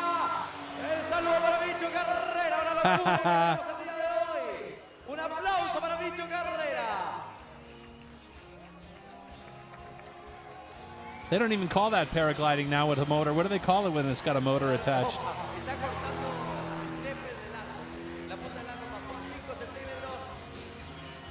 He's keeping it low and tight. Don't want to see him hanging in the trees here. Yeah, no kidding, or on our tent. Doing loops and everything. Man, this guy's good. En vivo y en directo para todo el mundo antes de comenzar con la semifinal. All right, so we do have our final set. Alec Bob will be going up against Niels Bensink. There will be a run from Thibaut Dupont, but it's clear because of the injury to Eddie Clerté that he will have the bronze medal here today. And just in case if Niels wins, you need to learn his last name properly. Bensink. Bensink. But I murder names all the time, so. It's a lot easier with Alec Bob, I would say, to pronounce his name. Or with Claudio Caluri.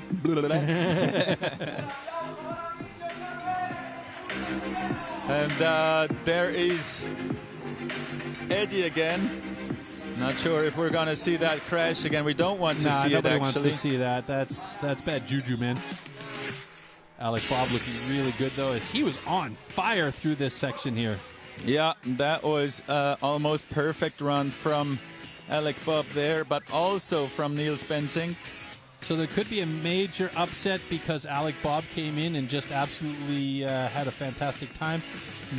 Niels Bensink could be in a bit of trouble here, headspace-wise, going into that final.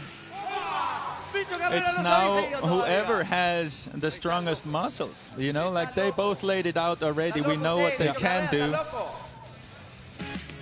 But did they save enough power for that final run? And the same thing, now the question for the women.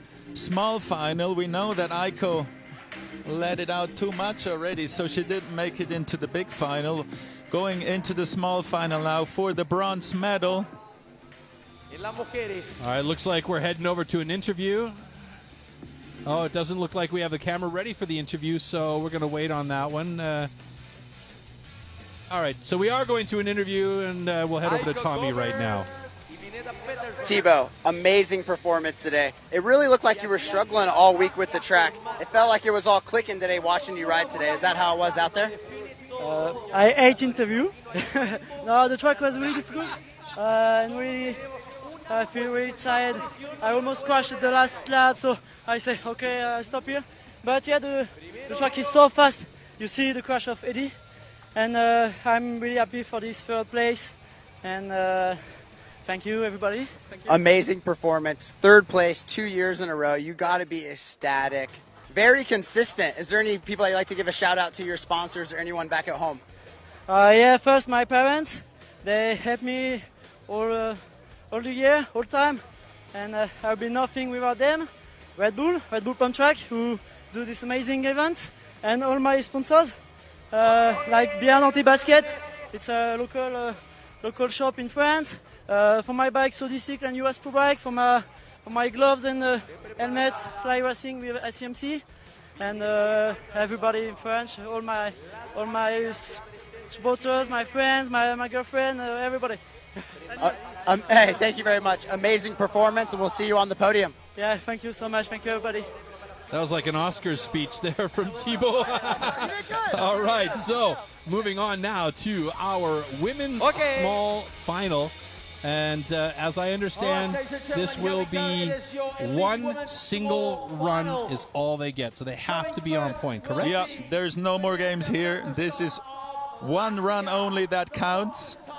So you don't have to think anymore. You just go for it. All right, so Vineta Peterson will jump out on track first. Démosle un aplauso a Vineta Peterson, que va a pelear la medalla de bronce. En cualquier momento ya se lo fue. And on track she is. For her, it's probably worth more to win that bronze medal than for Aiko Gommers. So I'm wondering how much energy Aiko Gommers is even going to put into this anymore. Yeah, she was breathing heavy after the last try and getting through there, which was unsuccessful. So, yeah, let's see what she does here. Vineta Peterson, split time 12.323 as she comes around turn number 6, heading towards the final turn and the finish line. Looking like a solid run from Vineta. 25.94. All right, so Aiko Gommers now has a target in mind. And she knows that is beatable. Absolutely. She knows she's been going faster than that this week, but how tired is she? Look, she's shaking.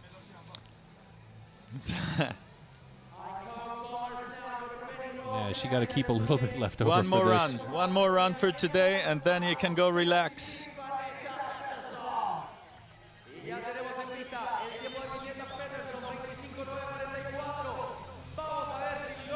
All right, cross that start-finish line. Aiko Gommers officially on track now. She's looking pretty clean and solid so far. Fast. First 2 turns, very, very fast. That, to me, does look a little faster. Let's see her split, 12.296. This is not bad. So now, last straight. And then into the last turn. I think this is going to be bronze medal. What is it? 12.950. No, she does not get it. It's Vineta Peterson gets the bronze, and how happy is she about that? And it is less than 100th of a second. It is actually 6,000ths of a second in between the two. Unbelievable. What a battle between these two absolutely phenomenal athletes. They really did leave it all out on the track. There's just no two ways about it. You can't say it any other way. Peterson taking that bronze medal. Super happy about it. Congrats.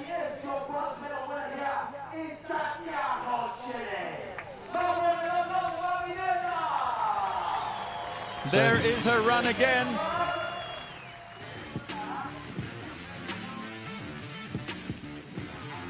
Yeah, she only qualified in the last chance qualifier last weekend. What a result for her then. That's an absolutely fantastic turnaround for the young Latvian. So very, very good job. From what I understand, she lives in South America. That's probably why she showed up to the last chance qualifier. That might make sense. All right, so the results, not quite on screen, are in for us, though, and that means Vineta Peterson will have the bronze medal today. We do have one single rider going to be going out there. Thibaut will take a lap here, and you can be sure he's going to go easy on this lap. He doesn't need to do anything, and this is not a small final, but it's just about maybe, you know, getting a lap out there instead of the small final. But we know that Thibaut is your bronze medal winner due to the crash of Eddie Clerte. We hope that he's doing well. We haven't had any updates yet, but this is just looking like a fun, casual run for Thibaut as he'll make his way around turn 5 and 6 and give a wave to the crowd here, get a bit of response, and finish it off with a little tail tap on turn number 6, coming through the last couple of rollers into that final turn and across the finish line. And I don't think there's any point in figuring out what the time is. That was like a 4-minute run. Well, Little style there from him too. I thought he was a clean racer, but there was a pretty good freestyle move there. Good way to celebrate a bronze medal. Well done, well done. So our bronze medals are clarified for the men and for the women. Now we have to get down to the women's final.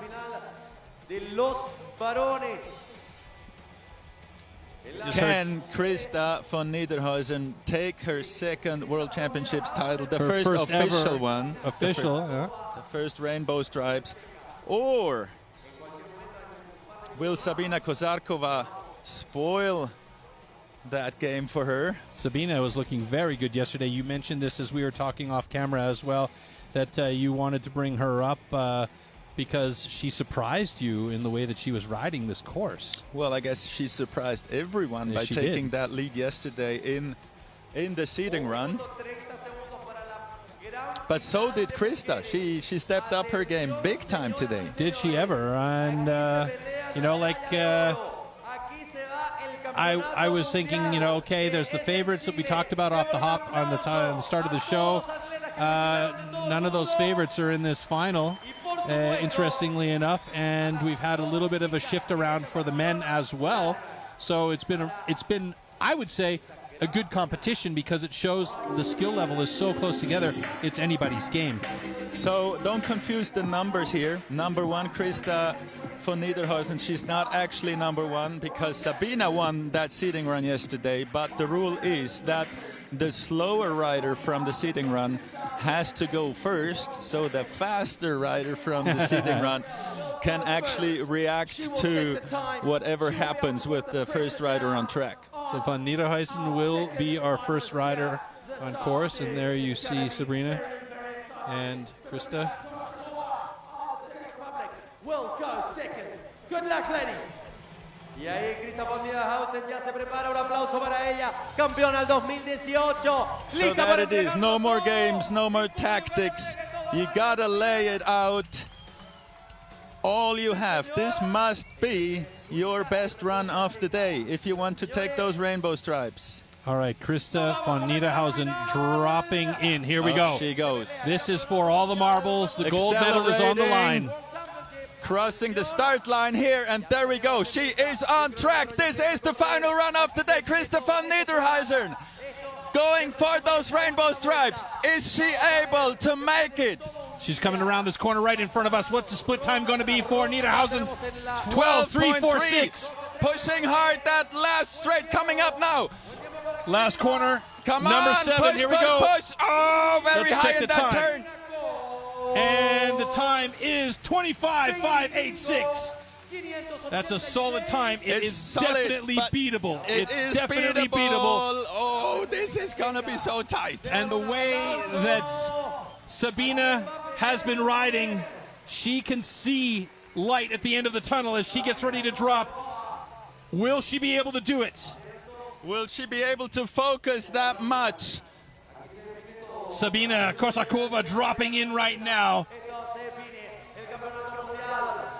And time is running. It is running, and she is looking smooth so far. Turn 2 done. She needs to be 25.586 to take the gold medal and the rainbow jersey. Let's see, coming across our position, she's looking pretty good. Split time 12.293. A little bit faster. Just a hair. Last corner to the finish line. Here we go. It's looking good. That is going to be it, I think. Time is 25.743. She's done Gavin. Krista von Niederhausen has done it again after 2018. Absolutely unbelievable. She had the first World Championship, and now she's got her first official Rainbow Jersey World Championship title. Fantastic. Look at them. Look at them. She already has fans. That's amazing. Wow. I would say that's a gut check, but that's a gut note. Oh, that's amazing. What a result. What a result for Krista von Niederhausen. I think I actually see some tears. Oh, those are mine.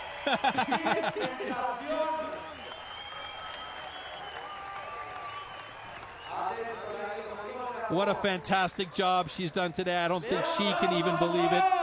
Amazingly done. Amazingly done.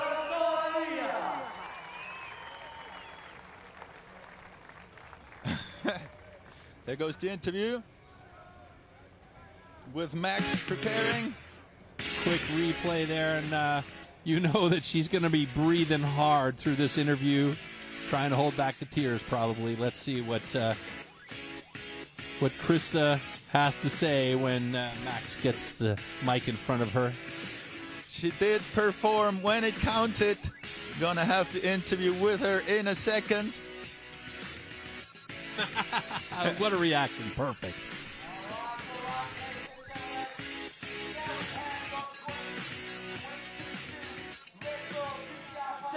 World champion. She is the champion. Second time, the only person to ever win 2 pump track world championships. Krista von Niederhausen from Switzerland. Krista, crazy day. I know you've been training hard for this. An incredible track here. The competition in the ladies has been crazy. How are you feeling right now? I feel so good. It's just overwhelming. Oh, sorry.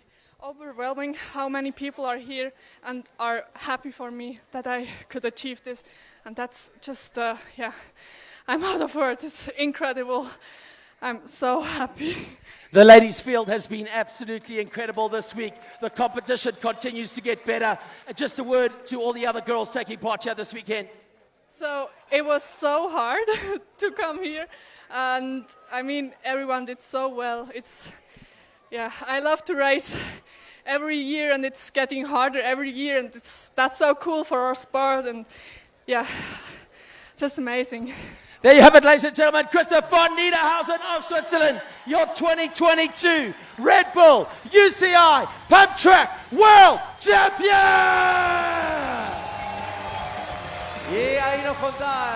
All right, there you have it. We have our first rainbow jersey handed out today, or, well, officially later on at the award ceremony, but our first rainbow jersey winner for the day, Krista von Niederhausen, and you'll be happy about that. That trophy's going back to Switzerland. Oh, yeah. Well, it's the first official ones, you know, the very first rainbow stripes went to to the USA, both in men and women. So, yeah. We can't take one home in the men's. There's no more Swiss in the game. Well, you've got a solid performer there in Krista, and she's happy. It was tough to hear that interview with her earlier on, but hopefully you guys out there in TV land heard it. And now, our men's elite final with Alec Bob and Niels Bensink. And obviously, Niesi's cramping issues, not an issue today, so that's well, great. We'll see. We'll see. And Alec Bob and Niels sitting next to each other. A quick knuckle bump, and I do believe it will be Alec Bob going first. No, it will be Niels going first based on the times. So those graphics before were wrong. Doesn't matter. We know who's on track here. That is Niels Bensink first. All right, ladies and gentlemen, this is the last heat of the day. 2 riders left to go. Who will be your men's UCI World Champion for Pump Track 2022? Niels is on course. I hope he ate those bananas he got. At least 2 of them. All right, one turn looking very fast there. Second turn. Yes. Whoa! He is ripping. He's obviously saved a little bit here. Taking it a little safer on that turn because he saw what could happen in that turn. But now, wow, on fire again, super smooth there. Oh, taking that gap into the second last turn. That's an incredible split time, 11.004. Oh yes, oh yes, oh yes, oh yes. This is. Let's see how quick it is. 23.171. Wow. That's an amazing time. That is his fastest ever, and it's faster than Alec's fastest time so far. It is actually very close to Eddie Clerte's fastest time. Is this beatable or not? That's the question, and it's going to be answered shortly by that man right there. Alec Bob getting ready to drop for his run. 1 run only in these finals for the men, and it's right down to this run here. This is the last run of the day. Last run of the day here in Santiago de Chile. All right, speeding up, crossing the start line right now. First turn looking very good right there. Second turn as well.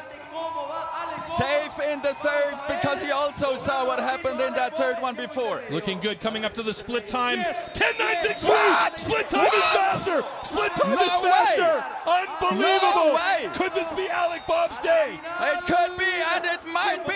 What it is it? And it is! No, it is not! It is not! ¡Ganador! It is Niels Bensink taking that title to the Netherlands. Oh my God, that split time was amazing. What is going on here?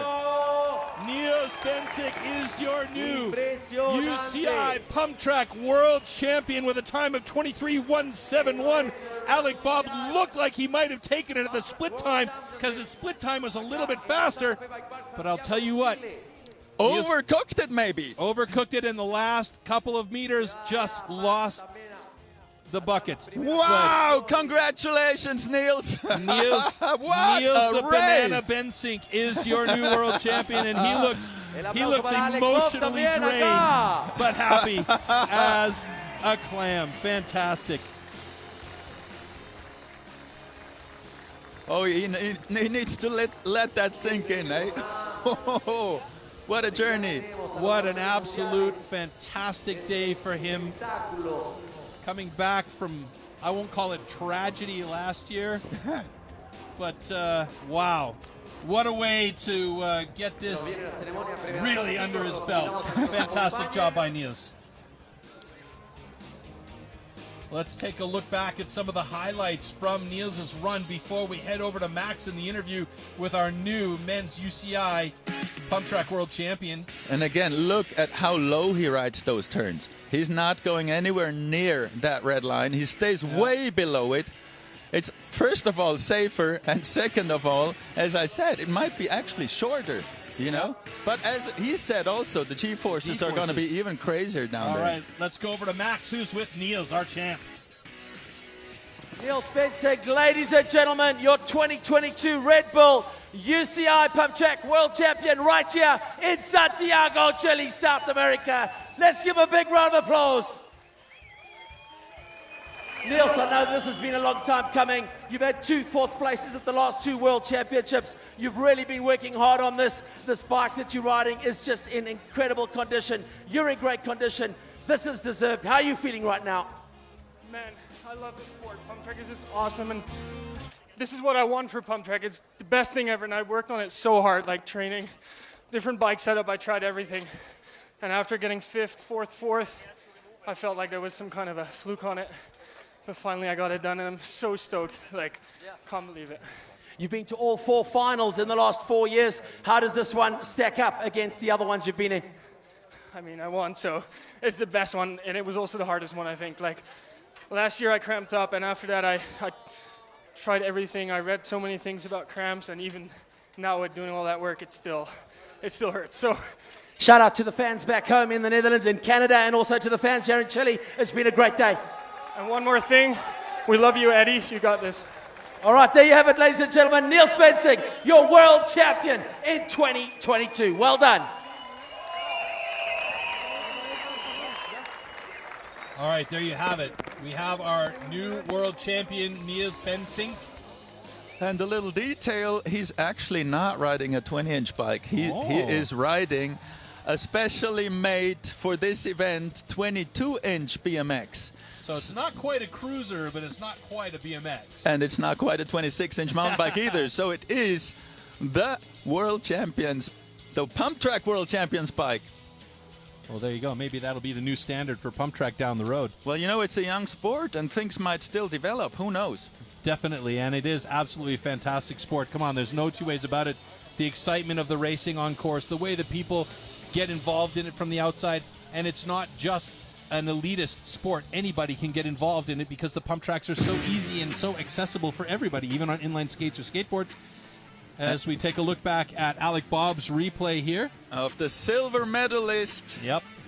And it was so close. He was actually faster at the split time. There Bob, we go with another second place interview. at your second World Championship pump track event. How does that feel? It feels good. Honestly, it's always a great improvement just to see what everybody's doing. Like last year, we finished 13th, so to be up top this year is good.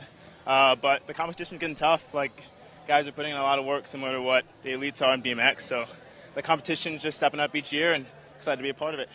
It looks like you put a lot of focus into pump track nowadays, so all that hard work finally pays off. You know, tell me how are you feeling right now? You're staying so calm. I feel like I'm more excited than you are. You just laid down so many consistent laps all day, and you showed up late and missed a few days of practice and still got the job done. Is there anyone you'd like to thank? My parents, honestly. My coaches that have been in my circle, friends that have let me stay at their house to train at pump track, and that be a focus. It's been awesome. But I enjoy the discipline just because it's all about you. Of course, you're competing against riders, but at the point, it comes down who can ride fast from start to finish, which is a discipline I truly enjoy and excited to be with it. Man, amazing performance. Can't wait to be back out there with you next year. Soak it in. Have a wonderful night, and we'll see you back here soon. Cool. Thank you guys for watching. All right, Alec, Bob. Looking really mellow. I don't even think he's realized what's happened to him right now. He's got the silver medal here at his second ever pump track event and came from 13th place last year. That's an incredible result for that young man from the USA. And I mean, the times, not that far off. No, we got 300th in between the two right there. That is quite insane. Yeah, that's amazing. And we're going to get ready for our award ceremony shortly. The stage is prepared. We just need our athletes. And I do believe we're going to throw that over to Max, but I'm not 100% sure on that. So stay with us while we get ready to drop our medals around the necks of our athletes. We'll go 3, 2, 1 on each, the men's and the women's.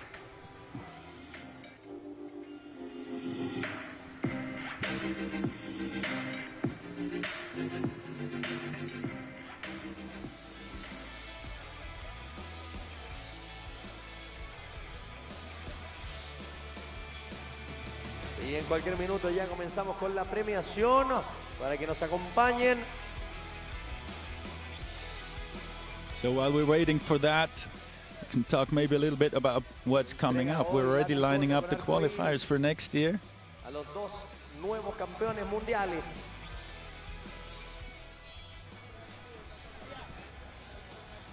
Sabina from the Czech Republic, 16 years old and on the podium. How are you feeling right now? Well, it hurts a bit to lose in final, but it's so super good, like to be second in the world, like first pump track world championship, and I mean it was great for me. Yeah. Well, you look so consistent all week long. You made it happen, and you're so much experience to gain from this that you can take into next year and hopefully get that top step. Anyone you want to thank? I want to thank to my team, Sound BMX team, because they helped me a lot, especially Eddie. Like, I believe in him, and all what he said, just follow him, and it's super good to have him in my team. And big thanks to my dad. Last month was so hard because he was in hospital, but this medal is for him. Thank you, Dad. That is so amazing. Amazing performance, and we can't wait to see you out here next year. Yeah, definitely. Thanks. Never nice to hear that someone's parent or somebody is in the hospital, but yeah, hopefully everything is okay there. And she's sending shouts out to her dad, and so are we. All right, Sabina Korsakova to the white tent, please. Sabina Korsakova to the white tent, please. Thanks, Sabina.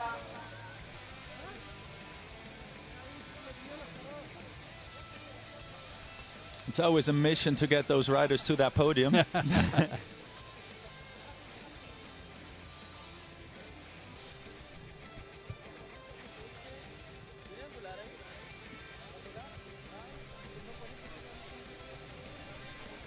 Yeah, they just want to get in the back and celebrate with their friends in the paddocks there. So you got the wranglers back there collecting those athletes to try and bring them up onto stage to make sure that everybody is there for the award ceremony. It can take a few minutes, so be patient with us, folks. We'll have the awards and the medals dropped around their necks shortly, and then we'll send everybody off to Partyland.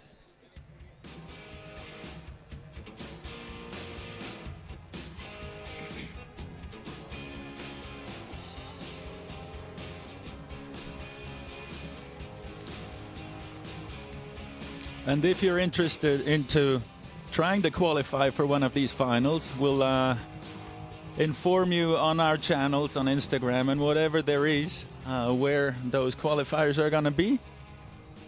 And with the amount of pump tracks that are popping up around the world with the Velo Solutions name on them, there will definitely be a spot in a town near you. Ladies and gentlemen, welcome to the award ceremony of the 2022 Red Bull UCI Pump Track World Championships in Santiago, Chile for the elite women.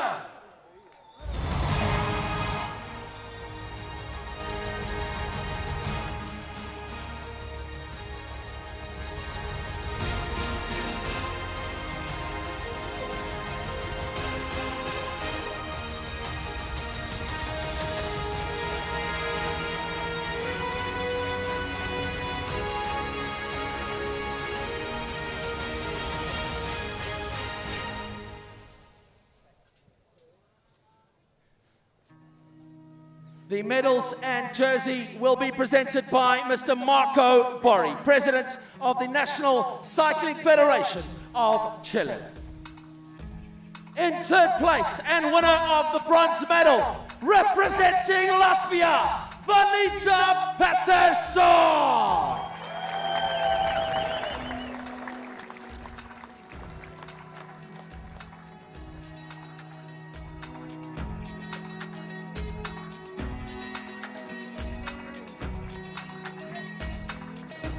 In second place and winner of the silver medal, representing the Czech Republic, Sabina Korsakova.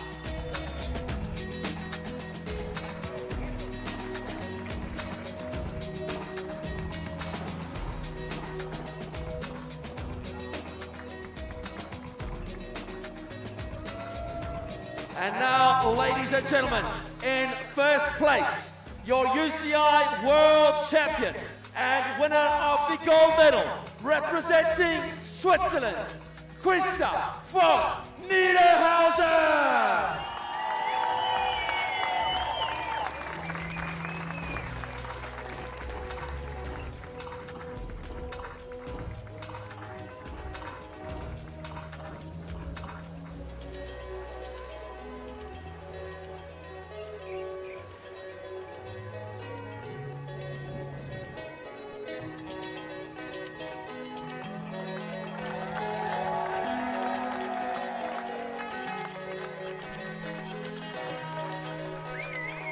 The trophies will be presented by Mr. Nadim Aranki of Santa Fe Bike Park. All right, ladies and gentlemen, there you have it. That is your podium for the top 3 positions in our elite women. And topping them all, Krista von Niederhausen. You can see how much it means to her. Yeah. I think she's having trouble holding back the tears there on that top spot. There you see Vineta Peterson, and that is Sabina Korsakova in second place. And of course, our first place trophy going to Krista von Niederhausen from Switzerland. Ladies and gentlemen, in honor of our new UCI World Champion, please stand as we present the national anthem of Switzerland. Let's see if she can sing it.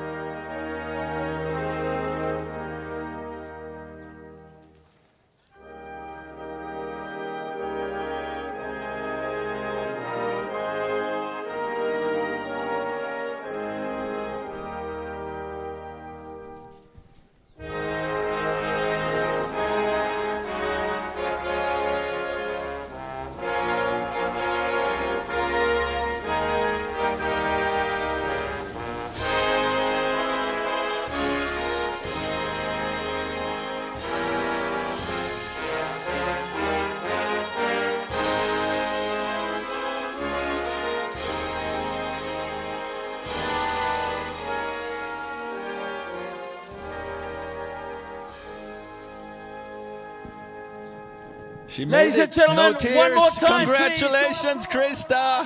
And you could just see right there a swell of pride. Fantastic. What an amazing job by all three of these incredible athletes today. And the entire women's field, quite honestly. They all stepped it up big time. Big time. They absolutely did. So we could see there is so much evenness between them all. And it was literally hundreds, if not thousands of a second that was making the difference between the colors of the jerseys and the medals. And you could say it was a reaction from those women to last year's attack from Aiko Gomers, where she just came in and won. And, well, that was a pretty good reaction from these women.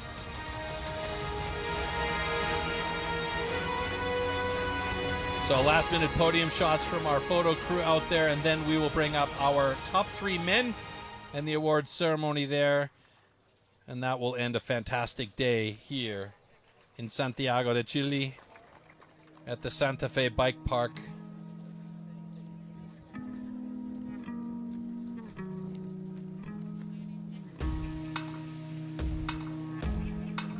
So with a couple of seconds left before our men come out there, Claudio, where do you see this going? You mentioned the development of perhaps a new wheel standard because of the 22-inch.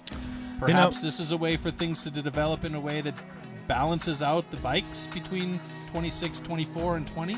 Who knows? We're definitely also going to work on the track design. This one was already a lot better for mountain bikes than last year's, but still BMX was quite dominant. We're going to keep on working on that.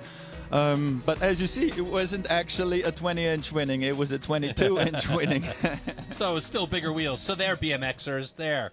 Ladies and gentlemen, welcome All to the right, awards now ceremony. we're going to bring up our top three men. UCI Pump Track World Championships in Santiago, Chile for the elite men.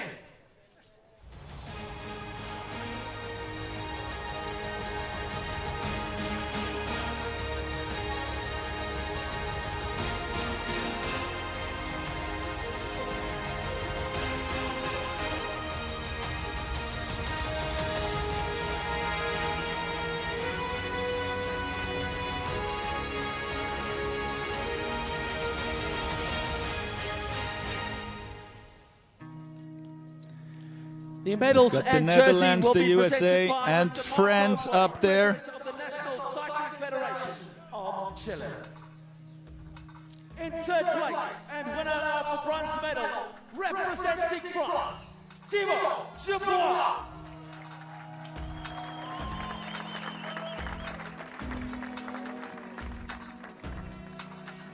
He's certainly going to come back for more, that's for sure. Yeah, even though he hates interviews, he's going to have to start to live with it the way that he rides. Winner of the silver medal, representing the United States of America, Ellen Ball. Not a bad result for a guy coming off a 13th place last year and only his second event. Gets a silver medal on the podium. Alec Bob from the USA. And only a few thousandths of a second away from those rainbow stripes. Yeah, that's got to hurt a little bit, but you know that's going to motivate him for next year. Representing the Netherlands, Niels Benson. But this is the man that definitely put in the most effort into pump track racing this year. He's been on pump tracks all year long, not only riding them, but also building them with us. Maybe that's the key. Maybe that's the key. Everybody needs to start joining the Velo Solutions team. But Niels Bensink, the question now is, when that national anthem plays, is he going to be able to hold back the tears after all that he's gone through to get here and get that rainbow jersey over his shoulders and the gold medal around his neck? We'll see right now.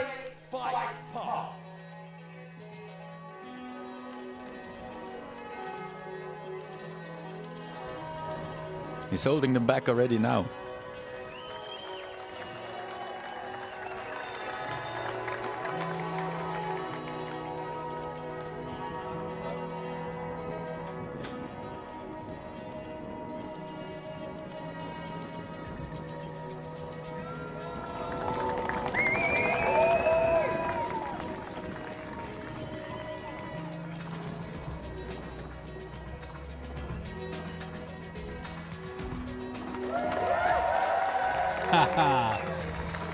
Now there's a fist pump for you. Our new UCI World Champion, please stand as we present the national anthem of the Netherlands.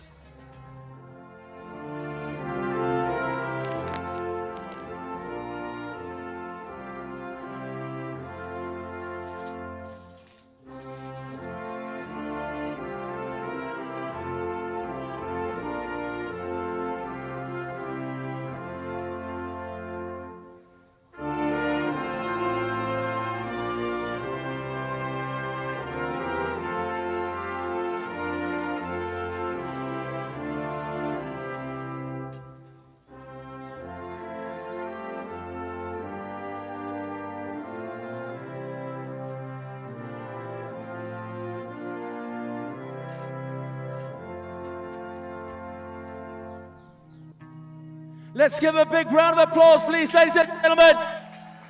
One more time. Well, I'm Netherlands, impressed. No United tears. States, and France. Fantastic job. Absolutely amazing for Niels Bensink. Hey, Claudio, last words from you? Well, thanks for coming. Thanks for this incredible performance from all of these athletes.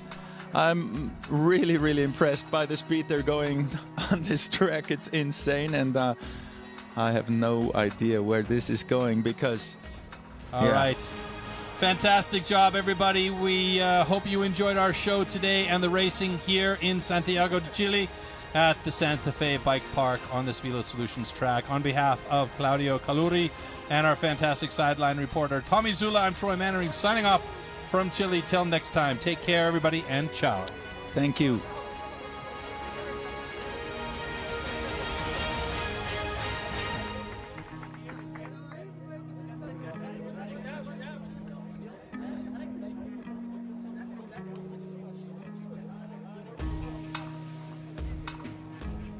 Right now, Spike in top spot.